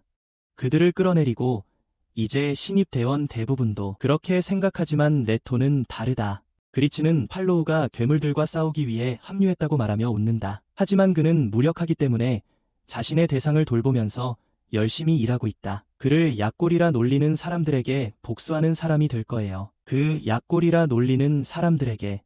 그 후 그는 루토에게 기대를 잇고 처음부터 목표가 무엇이었는지 기억하라고 조언합니다. 그의 목표가 무엇이었는지 그 말을 들은 루토는 무엇이어야 할지 궁금해하고 그리즈는 그가 구덩이에 던져졌을 때의 후회를 기억하라고 말하며 그러면 그의 목표가 자연스럽게 떠오를 것이라고 말합니다. 그의 후회를 기억하라고 말하며 그러면 그의 목표가 자연스럽게 떠오를 것이라고 말합니다. 마지막으로 그리즈는 그에게 자신감을 가지라고 말하며 머리를 쓰다듬어 주는데 루토는 매우 감동하지만 엔진이 그에게 기대면서 그 순간은 순식간에 망쳐집니다. 그 순간은 순식간에 망쳐집니다. 뒤에서 엔진은 루토가 아직 식사를 하지 않은 것에 놀라고 료는 자신이 거의 다 먹었음에도 불구하고 루토에게 남은 음식이 없을 거라고 경고합니다. 그 말을 듣고 그리즈는 루토에게 자신과 다른 사람들과 함께 식사하자고 초대하고 루토는 모두가 자신에게 따뜻하게 미소 짓는 것을 보고 깜짝 놀라 기쁘게 따라갑니다. 그 후 음악이 시작되고 낯선 남자가 벽에 스프레이 페인팅을 하기 시작합니다. 벽에 엔진은 루토에게 놈을 잘 지켜보라고 말합니다.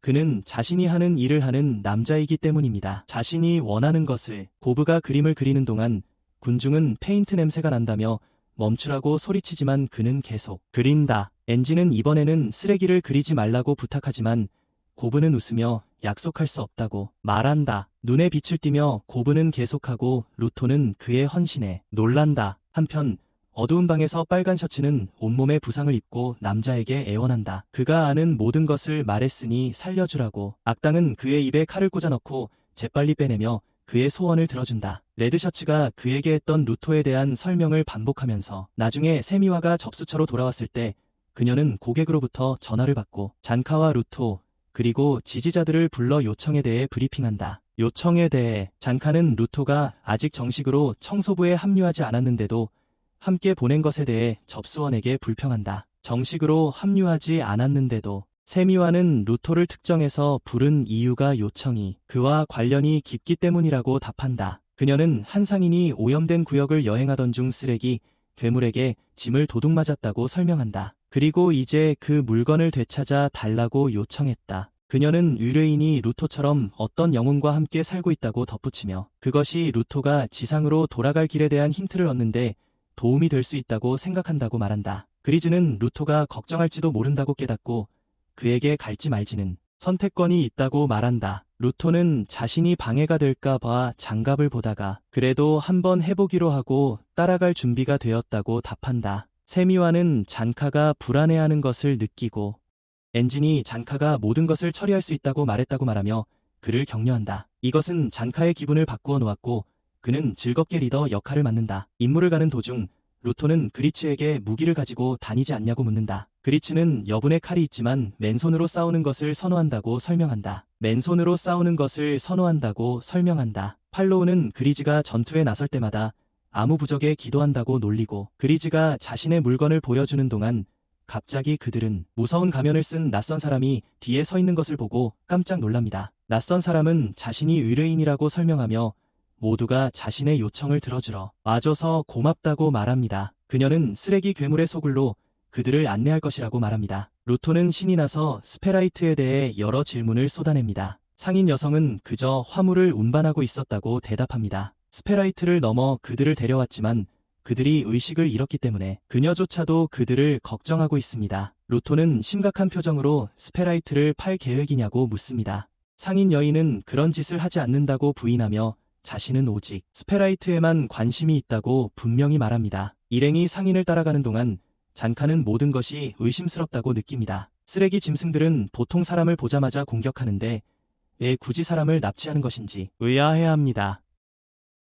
몇 걸음 걷지 않아 상인이 한 건물 앞에서 멈춰 모두에게 말하길 이곳에서 쓰레기 괴물을 만났다고 한다. 잔카는 쓰레기 괴물이 어디에 숨어 있을지 모르니 모두 무장을 갖추라고 한다. 그들이 망설이며 건물 안으로 들어서자 맞은편에서 누군가를 보게 되는데 그들이 반응하기도 전에 상인 여자가 그들을 그쪽으로 밀기 시작한다. 그 방향으로. 모두가 맞은편에 있던 사람이 인형이라는 것을 깨달았을 때쯤 이미 너무 늦었고 바닥이 무너지면서 모두 아래로 떨어지는데 상인 여성이 뒤로 물러납니다. 루토는 정신을 차린 후 바닥이 갑자기 진흙으로 변했는지 궁금해하고 소녀는 그들에게 괜찮은지 정중하게 묻습니다. 그리스는 그녀에게 언급했던 스페라이트가 어디 있는지 화를 내며 묻자 그녀는 그들 앞에 있는 스페라이트를 가리키며 시익 웃고 진흙으로 녹아내립니다. 그때 두 명의 수상한 인물이 보라색 램프를 들고 그들에게 다가오고 잔카는 이 모든 것이 약탈자들이 그들이 쫓는 스페라이트인 루토를 잡기 위한 함정이었음을 깨닫습니다. 루토는 약탈자가 무엇인지 혼란스러워하고 그리스는 그들이 단지 사소한 과거의 산적들이었죠. 하지만 몇 년 전부터 비밀 실험을 시작한 후로 전술이 바뀌었고 최악인 건 그들이 모두 강한 자들이라는 거죠. 그러자 그는 부하 셋에게 탈출로를 찾으라고 명령하고 자신은 팔로우와 함께 루토를 지원합니다. 그 후 그는 잔카에게 강한 자들은 모두 자신의 것이라고 말하고 루토는 잠시 걱정하지만 팔로우가 소리치자 다른 사람들과 함께 도망치기로 결정합니다. 도망치는 동안 루토는 자신들이 상대할 수 있다고 말하지만 그리스는 약탈자들은 아니라고 말합니다. 평범한 납치범들이고 그가 약탈자들이 뭘 할 수 있는지 전혀 모르기 때문에 루토는 답답해한다. 동시에 잔카는 청소부들 중에 스페라이트가 있다는 걸 약탈자들이 알아내는데 오래 걸리지 않을 거라고 이미 알고 있었다고 말한다. 그들이 자신을 이렇게 빨리 찾아낸 것에 놀랐지만 그를 팔면 평생 부자가 될 수 있기 때문에 말이 된다. 하지만 그 소름 끼치는 여자는 그를 팔 생각이 없다고 밝힌다. 대신 약탈자들은 스페라이트에 대한 정보를 원하고 가장 좋은 방법은 그것을 얻는 것이다. 그것을 얻는 것이다.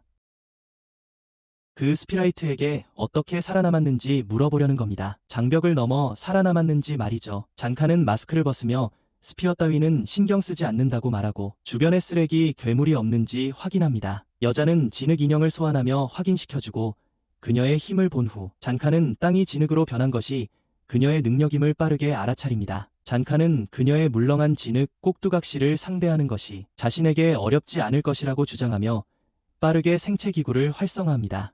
여성 약탈자는 다른 동료를 진흙 괴물 안에 숨기고 잔카는 그에게서 뒤를 공격당한다. 그녀의 동료는 잔카가 너무 자신감에 빠져 자신을 잊었다고 비웃고 바로 그때 여성은 다른 약탈자를 꼭두각시로 다시 변장시키고 잔카가 진짜 누구인지 맞춰야 하는 숨바꼭질 놀이를 한다. 잔카는 다른 약탈자를 잡으려 무기를 사방으로 휘두르지만 매번 얻어터지고 결국 뒤로 밀려난다. 그는 매우 분노하며 여성에게 달려들려 하지만 헛수고가 된다. 진흙에 갇히게 됩니다. 그녀는 땅의 많은 부분을 진흙으로 만들어서 움직이지 못하고 갇히게 될 것이라고 설명합니다. 그녀는 잔카만이 자신에게 대항할 수 있는 유일한 사람이며 그를 처리하고 나면 스페라이트를 납치하는데 방해될 사람이 아무도 없을 것이라고 분명히 말합니다. 스페라이트를 납치하는데 방해될 사람이 아무도 없을 것이라고 분명히 말합니다.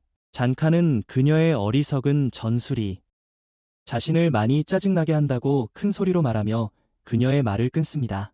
그가 그녀의 전략을 알아차린 것 같네요.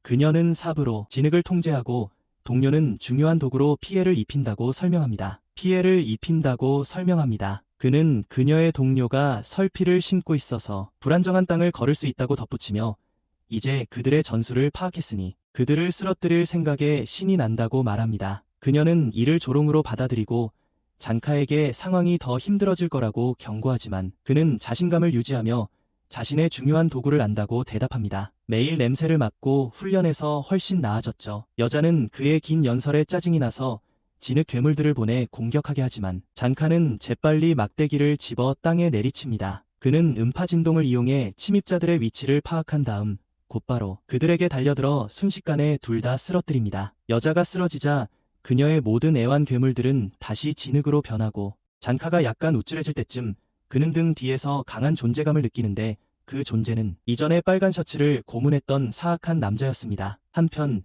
루토와 지지자들은 출구문에 도착합니다. 그리스는 문을 열고 계단을 발견한 후 나머지 지지자들에게 위로 올라가 지원을 요청하고 자신은 잔카를 확인하기 위해 남겠다고 지시합니다. 바로 그때 누군가 급히 다가오는 것을 보고 잔카가 이미 침입자들을 처리했다고 생각하며 잔카일 것이라고 짐작합니다. 하지만 그는 적의 보스임이 밝혀집니다. 침입자는 루토를 유심히 살펴보며 그가 자신들의 목표인지 확인합니다. 그는 출구문으로 뛰어올라 벽을 부수고 탈출구를 막아버립니다. 루토를 영혼을 주는 자로 인정합니다. 그리스 루비아는 그에게 루토가 이제 청소부의 일원이며 그를 건드리면 그들 모두의 적이 될 것이라고 경고합니다. 악당은 그 경고를 무시하고 늦은 건 방향 감각이 없어서일 뿐이라고 말합니다. 그는 그들에게 이렇게 많은 시간을 줄 생각은 없었다고 주장하며 그들에게 걸어가기 시작합니다. 그리스가 그에게 잔카의 행방을 물으려 할 때 침입자는 그를 무시합니다. 다시 루토에게 대화하고 싶은 사람이 있다고 말한다. 약탈자는 루토의 가면을 강제로 벗기며 이곳에는 쓰레기 같은 짐승은 없다고 말한다. 루토가 잔카에 대해 묻자 악당은 그에게 살살 했고 그저 기절시켰을 뿐이지만 독 때문에 그가 고생할 수도 있다고 말한다. 약탈자는 이어서 자신의 핵심 도구를 사용해 손가락의 반지를 날카로운 발톱으로 변형시키며 루토에게 조용히 따라오라고 경고한다. 두 명의 지지자가 그를 붙잡으려 달려들지만 실패하고 제압당한다. 바닥에 색의 내동댕이 쳐졌다. 보스가 다시 발톱을 준비하는 동안 그리스는 루토 앞에 서서 팀을 무슨 수를 써서라도 지키겠다고 맹세한다. 보스는 발톱을 내리고 청소부들이 가진 이른바 약한 지지자들에 대해 들은 것을 비웃으며 그들이 쓸모없고 아무것도 지킬 수 없다고 말한다. 루토는 그리스에게 물러나라고 말한다. 무장하지 않은 채로는 레이더와 싸울 수 없으니 자신이 처리할 수 있다고 주장한다. 그러자 보스는 루토에게 화내지 않겠다고 약속하라고 말하며 자신이 가지고 있다고 아무도 볼 수 없는 공격으로 이미 그리스를 살해했어. 습격자는 그리스의 몸을 발톱으로 꿰뚫으며 그와 같은 약자들은 전혀 가치 없다고 선언한다. 그리스가 죽으면서 행운의 부적이 떨어지고 루토는 재빨리 그것을 잡으려 손을 뻗는다. 루토의 기억이 플래시백되는데 렉토가 집에 돌아왔을 때 그가 얼굴에 피를 흘리며 벽에 머리를 박고 있는 것을 발견했을 때였다. 그 어린 소년을 내려놓은 후 렉토는 왜 그랬냐고 묻고 루토는 렉토가 남을 해치지 말라고 가르쳤기 때문이라고 대답한다. 아이가 자신을 해치는 모습을 보고 렉토는 머리가 아팠지만 앉아서 무슨 일 때문에 그랬는지 물었다. 손의 통증이 줄어들기 시작했고 그는 사람들을 피하고 있었다. 사람들을 루토는 별다른 건 없다고 했지만 유일하게 품고 있는 건 타오르는 증오심뿐이며 왜인지 물어도 말로 표현할 수 없다고 했다. 그 말을 듣고 렉토는 아이가 부모에게 버림받았다고 생각하고 이제 그 때문에 자신이 쓸모없다고 믿는다는 것을 이해했다. 그리고 그런 아이는 그렇게 무거운 감정. 그러자 루토는 쓸모없다는 게 정확히 무슨 뜻이냐고 묻지만 렉토는 그를 치료해주기로 결심하고 밖으로 데려간다. 루토가 슬퍼하는 이유 중 하나는 재미있는 일이 없다는 것이기 때문이다. 그는 밖에서 진정으로 즐길 수 있는 것을 찾을 때까지 모든 것을 발견해야 한다.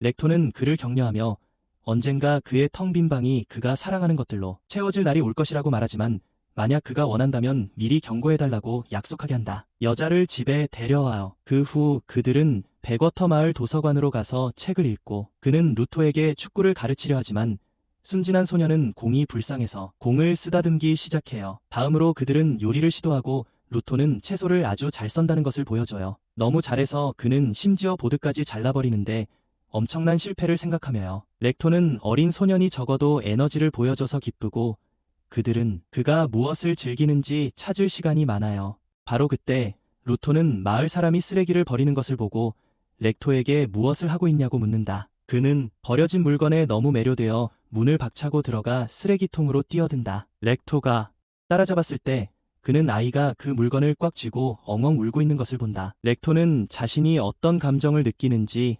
혼란스러워한다.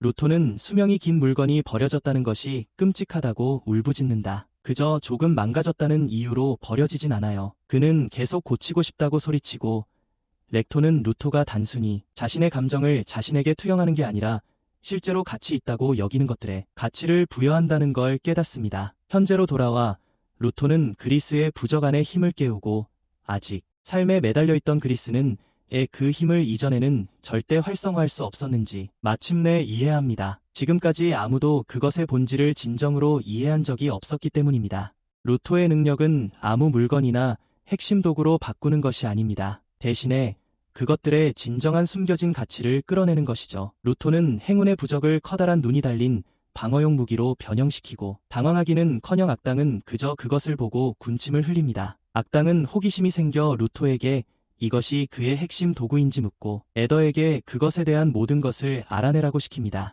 한편 다른 조력자는 그리스를 안전한 곳으로 옮기고 응급처치를 해주려 합니다. 루토는 그리스가 자신이 진정으로 하고 싶은 일이 무엇인지 깨닫게 해준 이유였음을 기억하고 그리스가 자신을 그렇게 보게 하지 않았다면 여전히 방황하고 있었을 거라고 생각한다. 루토는 그렇게 생각하며 적을 강하게 칠 준비를 한다. 레이더는 강한 상대를 좋아한다며 발톱을 내밀고 자신을 소개한다. 자바 원거라고. 자바는 재미 좀 보고 싶다며 루토에게 이름을 묻는다. 소개가 끝나자 그는 미친 듯이 흥분하며 둘이 서로를 갈기갈기 찢어버리길 원한다며 루토에게 달려든다. 한편 다른 지원자는 그리스를 막기 위해 애쓰지만 피는 계속 심하게 흐르고 있었다. 그리스는 루토가 싸우는 것을 보며 이전에 싸울 수 없었던 이유가 감정의 주된 목적을 흐리게 했기 때문이라는 것을 깨닫는다.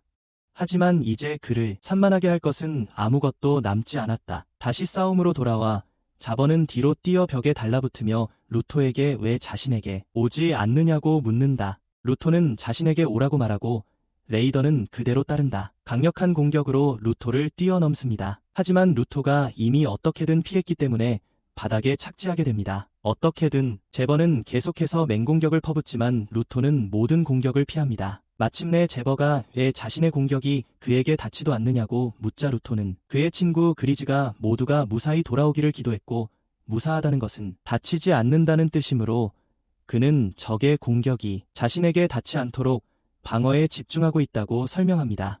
제버는 루토의 비기라는 게 회피 능력만 높이는 것 같다고 말하며 자신을 공격하지 못하면 얼마나 쓸모없겠냐고 루토에게 말합니다. 루토는 제버가 계속해서 사실을 놓치고 있다고 지적합니다. 알고 보니 루토는 한 발짝도 움직이지 않았는데도 모든 공격을 피하고 있었고 이 모든 시간 동안 움직인 것은 제버 자신이었으며 이는 루토가 제버의 모든 움직임을 예측할 수 있다는 뜻입니다. 제버가 다시 루토에게 달려들자 루토는 비기를 사용해 제버를 마비시키고 부적이 실제로 공격할 수 있는 것이 아니므로 루토는 주먹으로 마무리합니다. 주먹은 그리의 주무기이고 그는 전우를 기리고 싶어하기 때문에 그를 쓰러뜨립니다. 약탈자는 코피를 흘리면서도 미친 듯이 웃는데 루토가 크고 무서운 도구를 이용해 자신의 움직임을 유도하고 마침내 주먹으로 그를 때린 것에 감탄합니다. 루토는 그에게 재미를 원했던 것은 바로 그였으니 그를 땅에 널브러진 쓰레기 더미로 만들 때까지 기꺼이 어울려 주겠다고 상기시킵니다.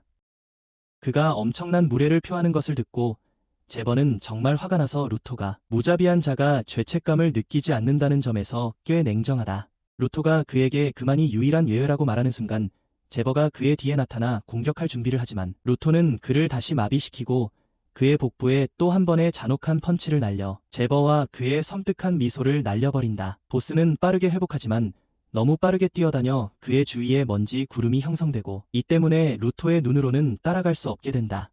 그리고 제버가 기둥을 부수고 모든 방향에서 그에게 돌덩이를 던지면서 기습적으로 공격한다. 그는 마침내 루토에게 눈을 가리게 하고 돌진하여 공격하지만 행운의 부적 눈이 그를 다시 얼려 루토가 그의 머리를 거의 부술 뻔했지만 제버는 마지막 순간에 겨우 빠져나갑니다. 미친 듯이 웃으며 그는 다시 돌진하고 이전보다 훨씬 더 빠르게 뛰어다니지만 전지전능한 눈이 그가 가까이 다가가는 순간 그를 얼리고 루토는 그 미치광이를 다시 날려버립니다. 그 후 그 미치광이는 너무 빨리 튀어다녀서 흐릿하게 보이지만 루토는 계속해서 그의 공격을 막고 그를 흠씬 두들겨줍니다. 제버가 미친 듯이 웃는 동안 루토는 마지막 연속 펀치로 그를 잠재운다. 콤보로 그를 잠시 기절시키고 뒤로 비틀거리게 만든다. 벽에 기댈 때까지.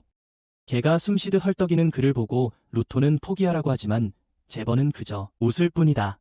오랜만에 이렇게 심하게 맞았기 때문이다. 그리고 루토도 즐겼을 거라고 생각한다. 루토는 그의 못생긴 표정에 소름이 돋지만 갑자기 그 미친놈이 진지해지며 루토의 중요한 장치가 아마도 작동하는 방식에 대한 자신의 이론을 설명한다. 적의 살기를 감지하고 위험에서 벗어나게 하는 것이었다. 하지만 그는 돌덩이를 던질 때 살기가 없는 것은 악기를 전혀 작동시키지 않는다는 것을 알아차렸다. 그러고는 비틀린 미소를 지으며 자신의 중요한 악기인 만쿠라의 힘을 설명하기 시작했다.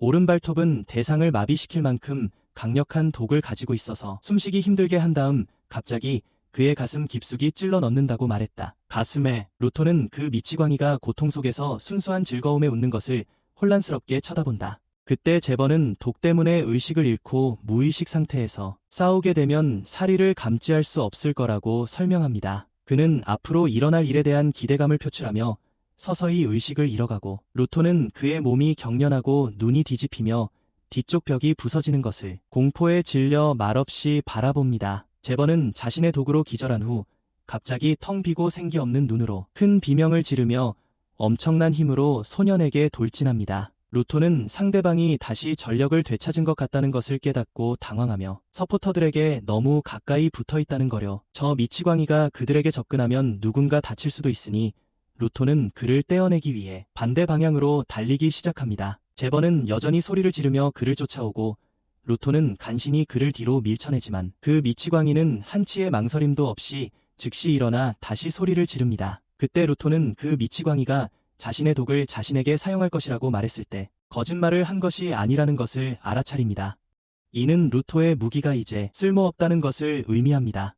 부적은 적대감과 제버의 무의식에만 반응하기 때문이죠. 지워버려. 루토는 저 미친놈이 얼마나 경험과 의지가 있는지 궁금해하며 잠시 멈춘다. 그리고 그가 정말로 그냥 마조이스트인지 생각한다. 루토는 예전에 어떤 불량배들이 자신을 때리면서 마조이스트라고 불렀던 것을 기억한다. 그리고 그들이 떠난 후 그는 곧바로 아버지에게 가서 그 단어가 무엇을 의미하는지 물었다. 그리고 이제 자버가 쓰러졌음에도 다시 일어서는 것을 보며 루토는 어쩌면 자신이 정말 그런 마조이스트 중 하나인지 궁금해하기 시작한다. 자버가 다시 그에게 달려들어 그가 겨우 버티고 방어하게 만들면서 미친놈이 그를 완전히 제압하고 날카로운 칼날을 그의 얼굴에 꽂으려는 순간 갑자기 막대기 하나가 날아와 잿벌을 땅에 내동댕이 치고 깔아뭉갠다.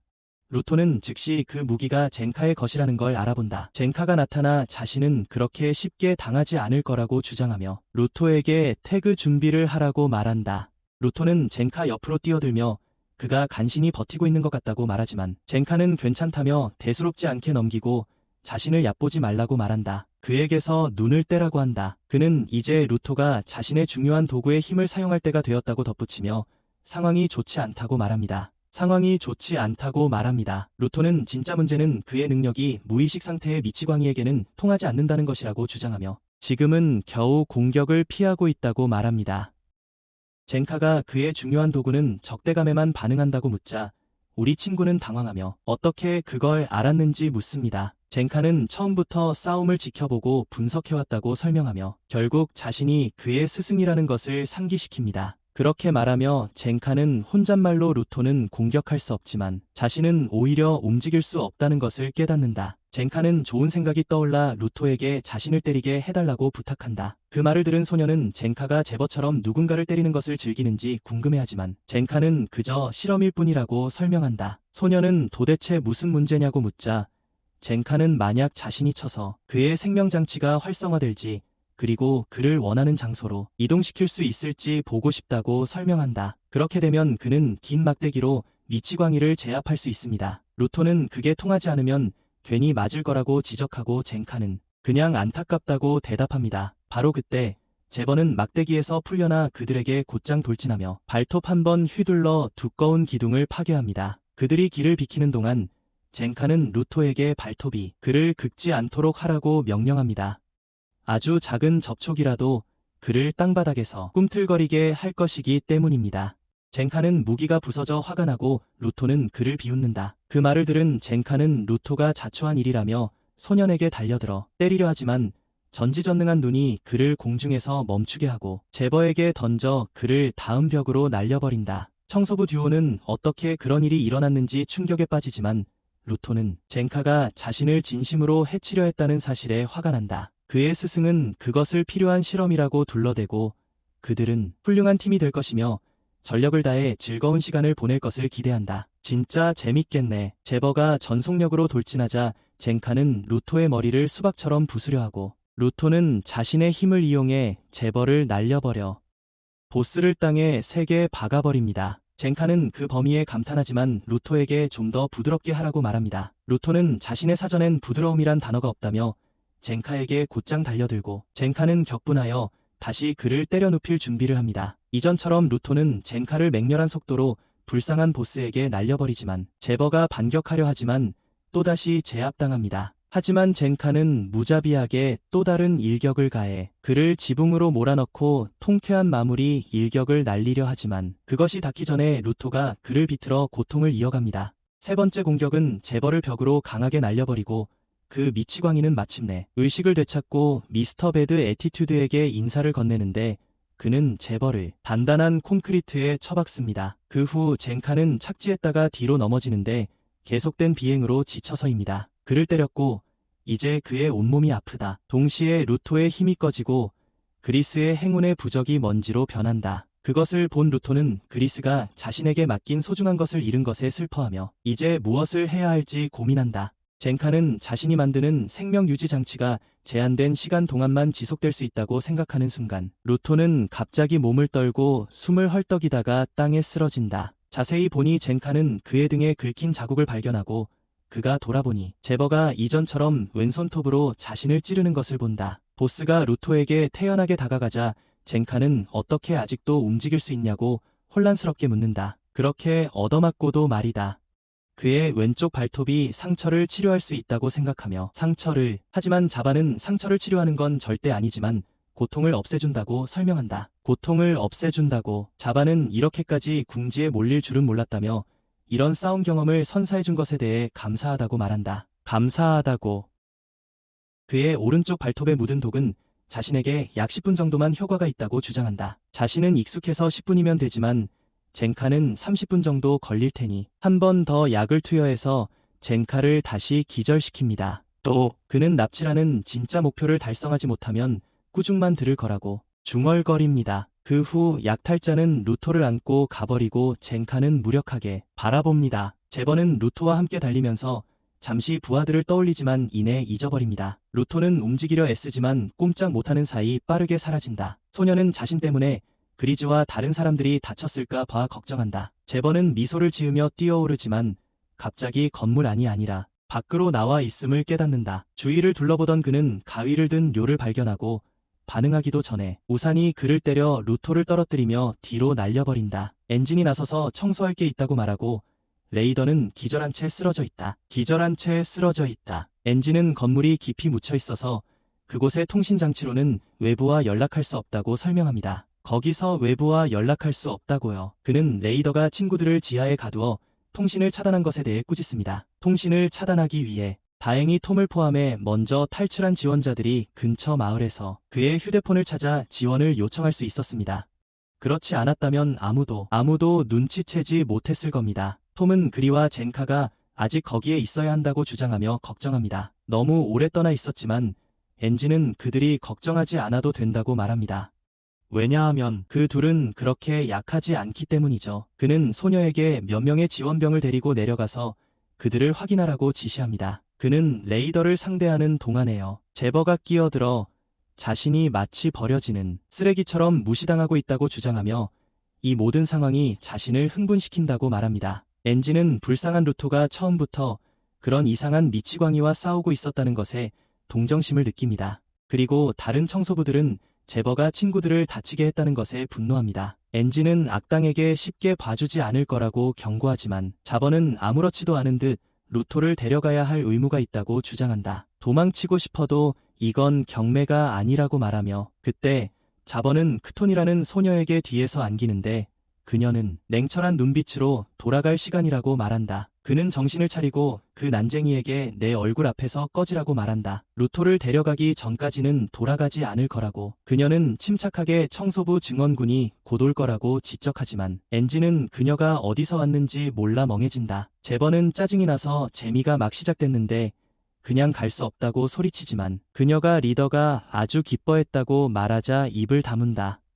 몸의 뼈가 부러질 듯이 했으며 벗어나려 하지만 소녀의 소나기 힘이 더 세다. 더 강하다. 한참을 버둥거리다 결국 포기하고는 이제 막 흥미진진해지려 하는데 집에 가야 한다니 아쉽다고 말하며 바보 같은 미소를 짓는다. 바리오는 두 사람 뒤 벽에 있는 매노를 보고 충격을 받습니다. 제버는 루토가 자신의 스피어 듀엘러를 위해 정말 잘 싸웠다고 칭찬하며 그 소년이 독 때문에 혼수 상태에 빠졌을 것이라고 생각합니다. 제버는 엔진에게 안부를 전하라고 말하지만 루토가 그 상태에서 움직이는 것을 보고 완전히 충격을 받습니다. 루토는 그리즈의 행운의 부적에 대한 대가를 갚을 때까지 끝나지 않을 것이라고 맹세하고 그의 불굴의 정신은 그 남자를 자극합니다. 하지만 그 남자가 루토의 장갑에 있는 문양을 보았을 때 그는 놀랍게도 그 소년도 그 시리즈에 나오는 물건을 가지고 있습니다. 그는 그 우연의 일치에 놀라워하며 자신의 상사가 그 장갑에 대해 들으면 매우 기뻐할 것이라고 말합니다. 그는 다음번에 그를 잡으러 올 때는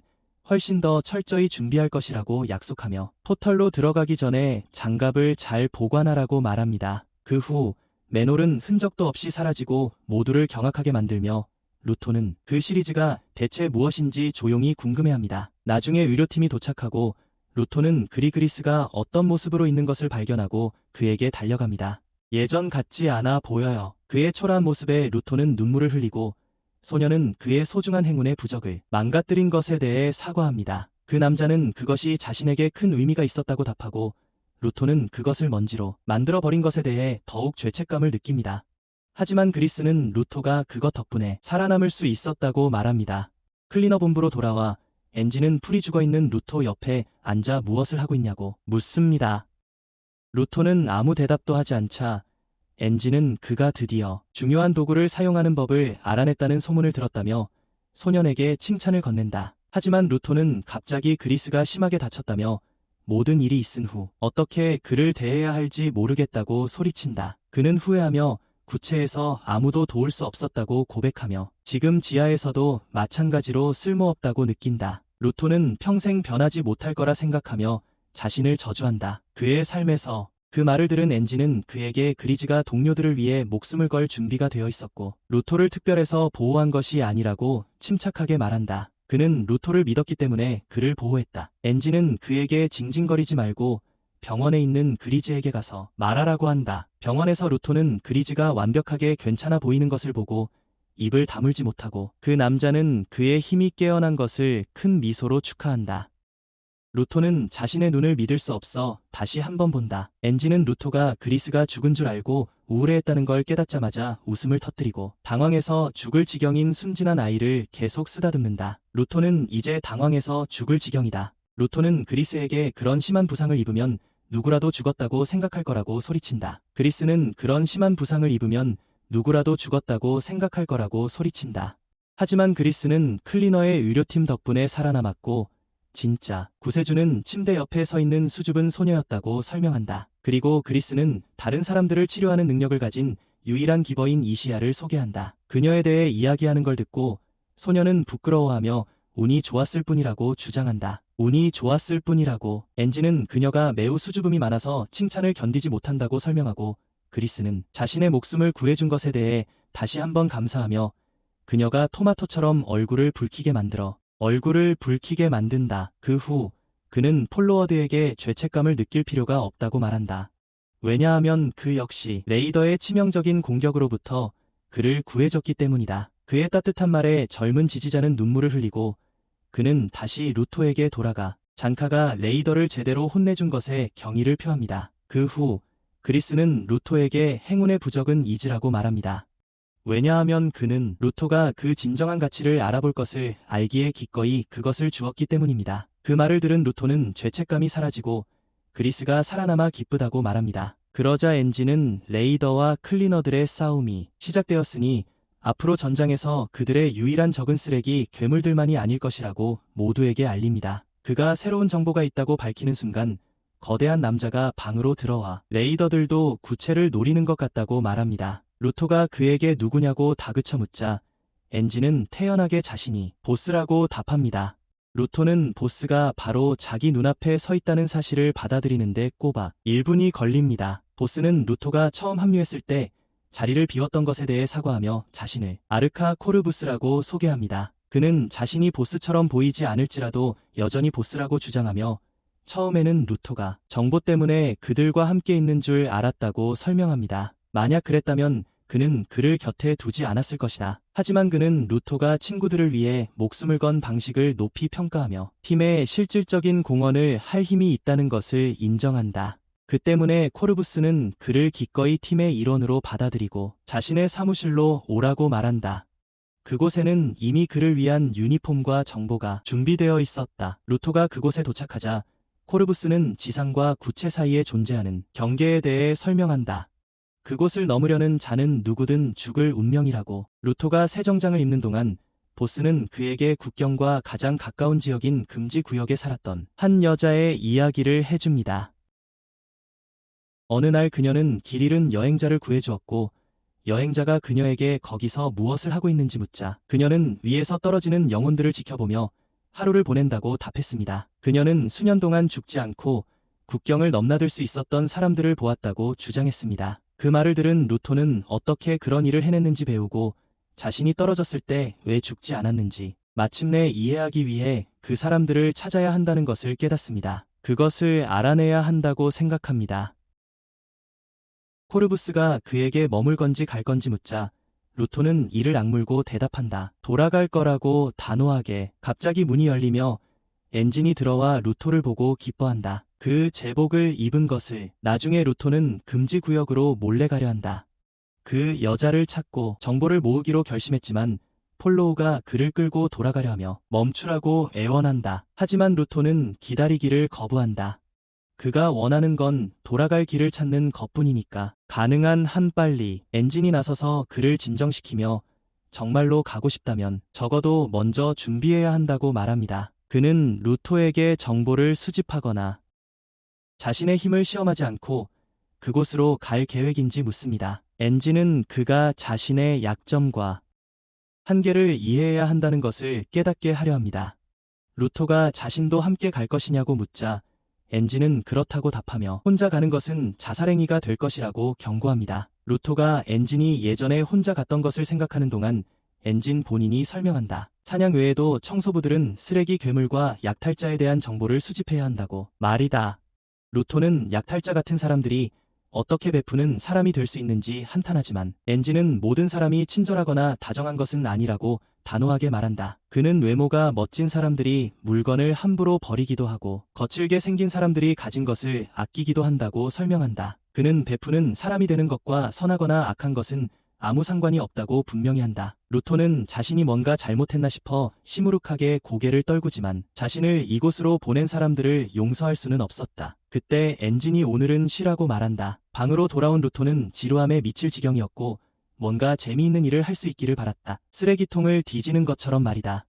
그때 료가 갑자기 나타나 신나게 제안한다. 본부 투어를 시켜주겠다고. 료는 체육관, 식당, 심지어는 이유도 모른 채 남자 화장실까지 보여준다. 그리고 이곳이 낡아 보이지만 이곳 사람들은 이곳에 생기를 불어넣는다고 설명한다. 인생이었죠. 하지만 루토는 그 구체 위에서의 삶이 훨씬 더 활기찼다고 주장하며 그녀에게 렉토와 매일같이 보물을 찾고 쓰레기를 줍고 다니며 경찰에게 욕을 먹었다고 말합니다. 그 말을 들은 료는 여기에도 자신에게 욕을 해줄 사람이 많다며 화제를 음식으로 돌려 단 것을 먹어본 적이 있는지 묻습니다. 루토는 단 것이라는 말을 듣고 충격을 받습니다.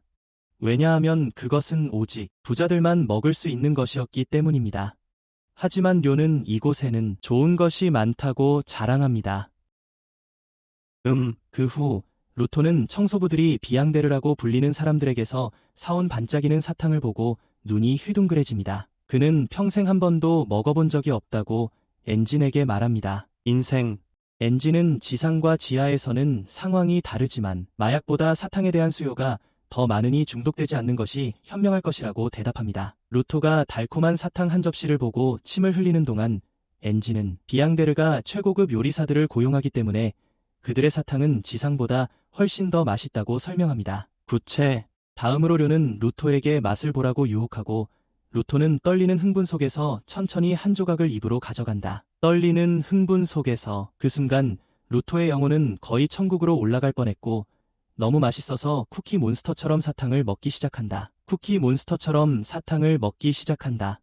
왜냐하면 너무 맛있어서 그의 손이 저절로 움직이기 때문이다. 그것을 본 엔진은 속도를 늦추지 않으면 살이 찔 거라고 경고하지만 그를 마침내 멈추게 한 것은 공갈 젖꼭지를 빨고 있는 아이의 얼음처럼 차가운 눈빛이었다. 공갈 젖꼭지를 빨고 있는 그 눈빛을 본 루토는 자신도 단 것을 노리는 건 아닌지 의심하며 마지못해 단 것을 좋아하는 동료에게 막대 사탕을 건네지만 아이는 그것을 쳐내며 무례하게 루토에게 다른 것을 달라고 소리친다. 정말 그의 신경을 건드린다. 신경을 건드린다. 나중에 젠카는 엔진과 료가 루토의 단 것 중독에 대해 이야기하는 것을 엿듣지만 그는 눈앞에서 문틈으로 살덩이가 빠져나오는 것을 보기 전까지는 무시하기로 한다. 침입자라고 소리치지만 그것이 루토라는 것을 깨닫는다. 당뇨병. 다음날 훈련장에서 루토는 자신의 힘을 마음대로 쓸 수 있는지 확인하는 시험 중에 어려움을 겪고 익숙해졌음에도 불구하고 왜 안 되는지 궁금해한다. 익숙해졌음에도 불구하고 젠카는 그에게 쓰레기 더미를 가져다주고 다시 시도하고 싶은 것을 고르라고 말한다. 다시 루토는 삼각형 모양의 금속 조각을 집어들고 그 안에 힘을 쏟아붓고 이번에는 그 물건이 약간 커지면서 실제로 작동한다. 엔진은 젠카가 옳았을지도 모른다고 인정하며 그를 스승으로 칭찬합니다. 젠카는 루토에게 여러 가지를 동시에 무기화해보라고 제안하고 놀랍게도 그것은 성공합니다. 처음에는 차추전자로 다음에는 인형으로 하지만 루토가 세 번째 것을 꺼내자마자 코피를 흘리며 바닥에 쓰러집니다.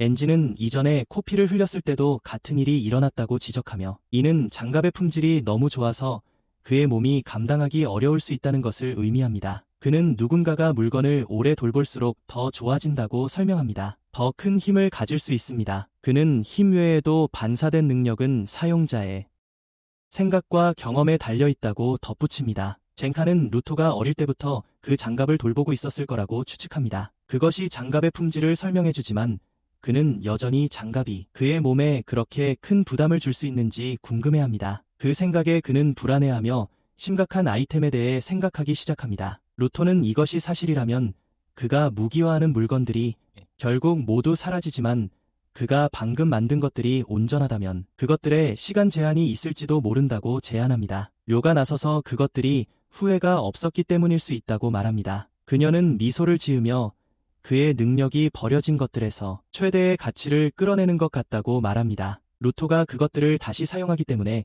그것들은 자신의 목적을 달성하고 젠카는 전적으로 동의하며 루토가 싸움 후 안도감을 느끼자 부적이 부서지는 것을 지적합니다. 싸움이 끝났을 때 엔진은 루토가 그리즈의 부적이나 그가 만든 어떤 무기도 부수지 않았다고 말한다. 대신에 루토는 남은 것을 활용하여 그 가치를 최대한으로 끌어올린다. 자신의 장갑을 보며 루토는 자신의 힘이 애초에 물건을 파괴하는 것이 아니었음을 깨닫는다. 료는 젠카의 생각을 말한다.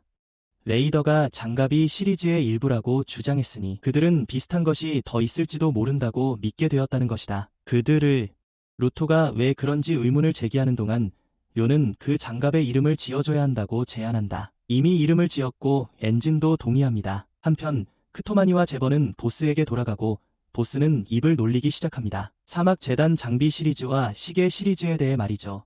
그 자신도 착용하고 있는 것 같습니다. 나중에 클리너 본부에서 루토는 화장실에서 손과 장갑을 씻으며 심한 고통을 겪고 있습니다. 그리고 장갑을 씻고 있습니다. 장갑을 말린 후 그는 밖으로 나오고 침대에서 료가 혼잣말을 하며 쉬고 있는 것을 보고는 입을 다물지 못합니다. 혼잣말을 하고 있는 것을 보고는 입을 다물지 못합니다. 그는 왜 자기 방에 있는지 어떻게 들어왔는지 묻고 여자는 바로 위층에 살고 있어서 신음소리를 듣고 내려왔다고 답한다. 그의 방에서 바로 그때 여자는 그의 손 때문에 신음했냐고 물으며 그를 당황하게 하고 루토는 장갑을 끼면 덜 아프다고 설명한다. 그녀는 그의 흉터가 멋져 보인다고 생각하며 화상인지 묻지만 루토는 부모님만 알고 있다고 답한다. 료는 부모는 자식에게 좋든 나쁘든 모든 것을 준다고 말한다. 그럼 창문으로 뛰어내려 다음날 엔진과 그리즈는 지저분한 방을 엿보는데 한 남자가 록스타처럼 소리를 지르며 무언가에 열중하고 있고 그들이 보기엔 시간이 좀 걸릴 것 같다. 나중에 코르부스는 루토에게 임무를 나가기 전에 준비를 할 거라고 설명해줘. 완전한 얼굴 마스크가 완성될 때까지 말이야. 이 말을 들은 루토는 혼란스러워하며 완전한 얼굴 마스크가 뭐냐고 묻고 엔진은 청소부들은 공식적으로 그것 없이는 금지 구역에 들어갈 수 없다고 설명하며 자신의 멋진 마스크를 보여줘. 그는 청소부들에게 얼굴 전체 가면과 유니폼을 만드는 전담 예술가가 있지만 마감 기한에 쫓기면 제대로 일할 수 없기에 그의 속도를 따라야 한다고 말합니다. 그래서 코르부스는 루토에게 준비하라고 설명하며 마치 그들이 자신에게 주문을 거는 것과 같다고 합니다. 그것과 비슷하다고 말합니다. 세미는 금지된 구역에서는 잘못 발을 디디면 폭발할 수도 있는 등 무슨 일이 일어날지 모른다고 덧붙이며, 그래서 그림으로 주문을 거는데 특화된 기버가 있다고 말합니다. 그렇기 때문에 그림으로 주문을 거는데 특화된 기버가 있습니다. 그 순간 그녀는 코르부스가 허락한 이후로 그가 항상 본부에 머물렀다는 것을 기억한다. 자유롭게 그림을 그릴 수 있었지만 꽤 오랫동안 돌아오지 않았다는 것을. 엔지는 이 말을 듣고 매번 그에게 가야 하는 것이 귀찮다고 생각하며 루토에게 캔버스 타운이라고 불리는 그래피티 도시로 향한다고 말하며 금지 구역의 여인을 찾기 위해 함께 갈 클리너들을 소개한다. 바로 그때 리오와 장카가 헐크처럼 생긴 남자와 함께 일행과 함께 나타난다. 그 뒤에 우뚝 서서 엔지는 리오와 장카가 자신과 함께 아쿠타 팀에 속하고 델만과 탐시는 이거 팀을 구성하며 세 번째는 서포터 팀이 될 것이라고 설명한다. 서포터 팀은 보통 5명으로 구성되지만 대신 가장 많은 기버들이 금지 구역으로 임무를 수행하러 가는 팀을 구성하여 이를 보완한다. 그때 델만이 루토에게 다가가 그 소년이 겪었던 지옥에 대해 들었다며 소리친다. 그리고는 동료들을 함부로 대하는 사람들을 싫어하고 불타는 열정을 가진 이들을 사랑한다며 루토가 당장 자기 팀에 합류하길 원한다고 말한다. 하지만 탐시는 그 거구에게 진정하라고 말합니다.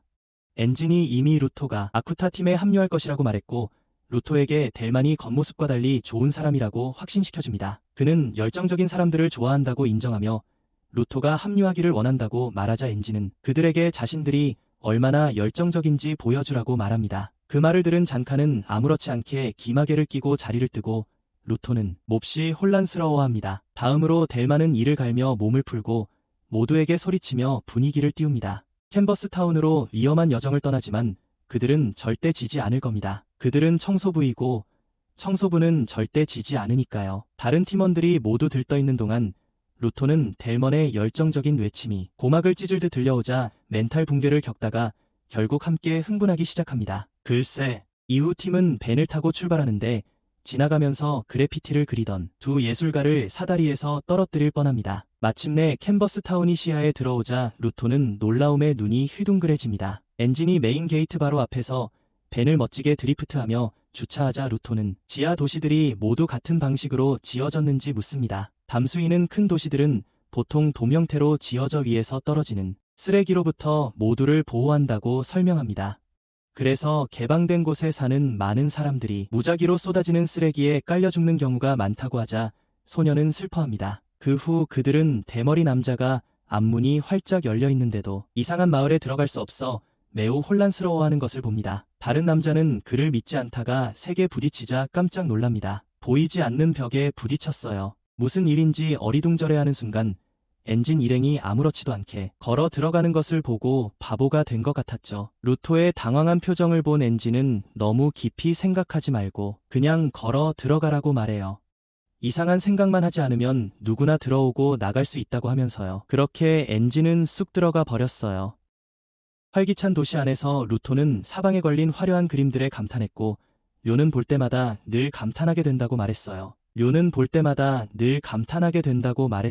엔진은 이 마을이 다른 사람들을 방해하거나 귀찮게 하지 않고 자유롭게 그림을 그리고 싶어하는 모든 사람들을 위해 지어졌다고 설명합니다. 그 말을 듣고 료는 그림을 보러 온 것이냐고 묻지만 엔진은 그를 정정하며 그들이 실제로 캔버스 마을에 사는 그리는 것에 마법을 걸 수 있는 특별한 능력을 가진 기버를 만나러 왔다고 말합니다. 소녀는 그 말을 듣고 꽤 혼란스러워하고 엔진은 만약 예술가가 벽이 한 번의 공격을 무효화할 수 있다는 생각처럼 어떤 생각에 정말 집중하면 그의 그림이 그 생각을 현실로 만드는 마법을 걸 수 있다고 설명합니다. 엔진은 루토에게 마을에 들어오지 못한 두 광대 이야기를 꺼내며 설명합니다. 그것은 악한 의도를 가진 사람은 누구든 들어오지 못하게 막는 기버의 주문 때문이었고 루토는 감탄하며 엔진이 자신의 중요한 도구가 얼마나 독특한지 계속 이야기합니다. 하지만 엔진의 이야기는 한 어린 소녀가 그에게 부딪히면서 중단됩니다. 그는 소녀가 괜찮은지 확인하려고 몸을 숙였지만 소녀는 눈물을 글썽이며 바람처럼 달려갑니다. 료는 그가 아이를 겁줘서 쫓아냈다고 비난하고 소란이 계속되는 동안 시장이 예상보다 일찍 도착한 그들을 보고 놀라며 등장한다. 엔진이 모백에서 마법을 빌리러 왔다고 설명하자 시장은 갑자기 슬퍼하며 몹이 오늘 아침에 사망했다는 충격적인 소식을 전한다. 그가 몸에 오염이 원인이라고 설명하자 일행은 침묵에 잠긴다. 몹은 무슨 이유인지 안전구역 안에서 만족하지 못하고 오염된 무인지대로 그림을 그리러 나갔다. 시장은 그가 예술에 너무 몰두한 나머지 마스크를 다시 착용하는 것을 잊었다고 의심하며 그 사소한 실수가 비극적으로 그의 목숨을 앗아갔다고 말한다. 루토는 훗날 꼬비 그림 그리는 걸 잠깐 봤던 기억을 떠올리며 떨기 시작했고 꼬비 떠난 지금 그 기억은 더 무겁게 느껴졌다. 시장이 침묵을 깨고 꼬비 이미 후계자를 정해두었다고 밝혔다. 대대로 내려오는 그의 중요한 도구를 물려받을 후계자 말이다. 그런데 그게 바로 아까 울면서 뛰어다니던 바로 그 어린 소녀였다. 그는 이 시스템이 소녀에게 어떻게 적용되는지 명확히 알지 못한다고 인정했지만 펜을 물려받으면 언제나 능력자의 힘이 깨어나고 선택된 자가 새로운 주문 시전자가 된다고 설명했다. 시장은 그녀를 렘닌 티서라고 소개하지만 너무 어린 사람이 이렇게 막중한 역할을 맡는 것이 얼마나 어려울지 걱정을 숨기지 못한다. 주문술사는 도시의 대변인이자 수호자 역할을 하는데 이는 막대한 압박이 따르는 자리이다. 폴로는 나서서 어떤 사람들은 시간이 지나면서 돌보려는 의도 없이 중요한 도구를 잡는 순간 기버로 각성한다고 주장한다. 하지만 그는 생카의 말에 따르면 타고난 소질도 필요할 수 있다고 덧붙인다. 템시는 중요한 악기가 직접 전수되는 경우가 드물다는 점을 지적하며 논의에 참여하고 이것이 이 사건을 더욱 특이하게 만든다고 말합니다. 이 모든 일 때문에 시장은 당분간 도울 수 없을 것이라고 유감스럽게 말하지만 엔진은 서두를 필요가 없다고 그를 안심시킵니다. 시장은 렘닌과 곱이 항상 너무 가까워서 사람들이 그들을 형제자매로 착각할 수도 있었다고 설명합니다. 그는 이 말을 하면서 눈물을 터뜨리며 곱이 요청이든 단순히 자신의 욕망이든 그림 그리는 것을 얼마나 사랑했는지 회상합니다. 그는 자신이 예술가였던 적은 없지만 그 아름다운 광경을 보존하기 위해 도시의 시장이 되었다고 인정합니다. 엔진도 곱에 대한 자신의 기억에 잠겨 그가 활짝 웃으며 그림을 그리고 생기 넘치게 달려가는 모습을 기억하며 다시는 그 모습을 볼 수 없을지도 모른다는 생각에 깊은 슬픔을 느낍니다. 엔진은 마음을 다잡고 이제 돌아가야 한다고 말하지만 떠나기 전에 새로운 후계자에게 몸조심하라고 말하며 렘닌에게 다시 찾아오겠다고 약속합니다. 그 순간 소녀는 갑자기 벌떡 일어나서 더 이상 그런 어두운 생각은 하지 않겠다고 선언합니다. 대신 그녀는 시장의 손에서 펜을 낚아채서 그림을 그리러 달려가기 전에 축하해야 한다고 주장합니다. 시장과 다른 모든 사람들은 렘닌을 따라 옥상으로 올라가고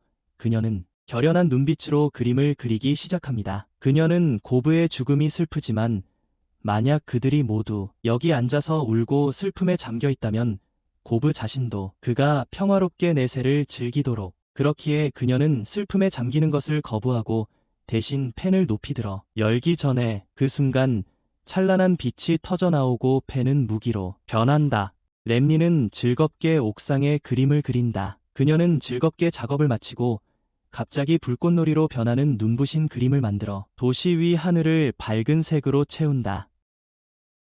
아래에 있는 모두에게 축하하고 함께 파티할 시간이라고 크게 외칩니다. 함께 도시 전체가 위에서 터지는 불꽃과 웃음소리에 들뜨고 거리에서 웃음소리가 피어오르기 시작합니다. 시장은 미소를 지으며 엔진에게 돌아가 진심으로 사과합니다. 그는 이 모든 일이 끝난 후에도 엔진이 곧 주문을 받지 못할 것이라고 생각한다고 말합니다. 엔진은 그저 받아들이며 이곳은 캄따시이며 오래도록 자유와 기쁨의 도시로 알려진 곳이라고 상기시킵니다. 하지만 영상은 여기서 끝입니다. 좋아요와 구독 잊지 마세요. 시청해주셔서 감사합니다. 다음 영상에서 뵙겠습니다.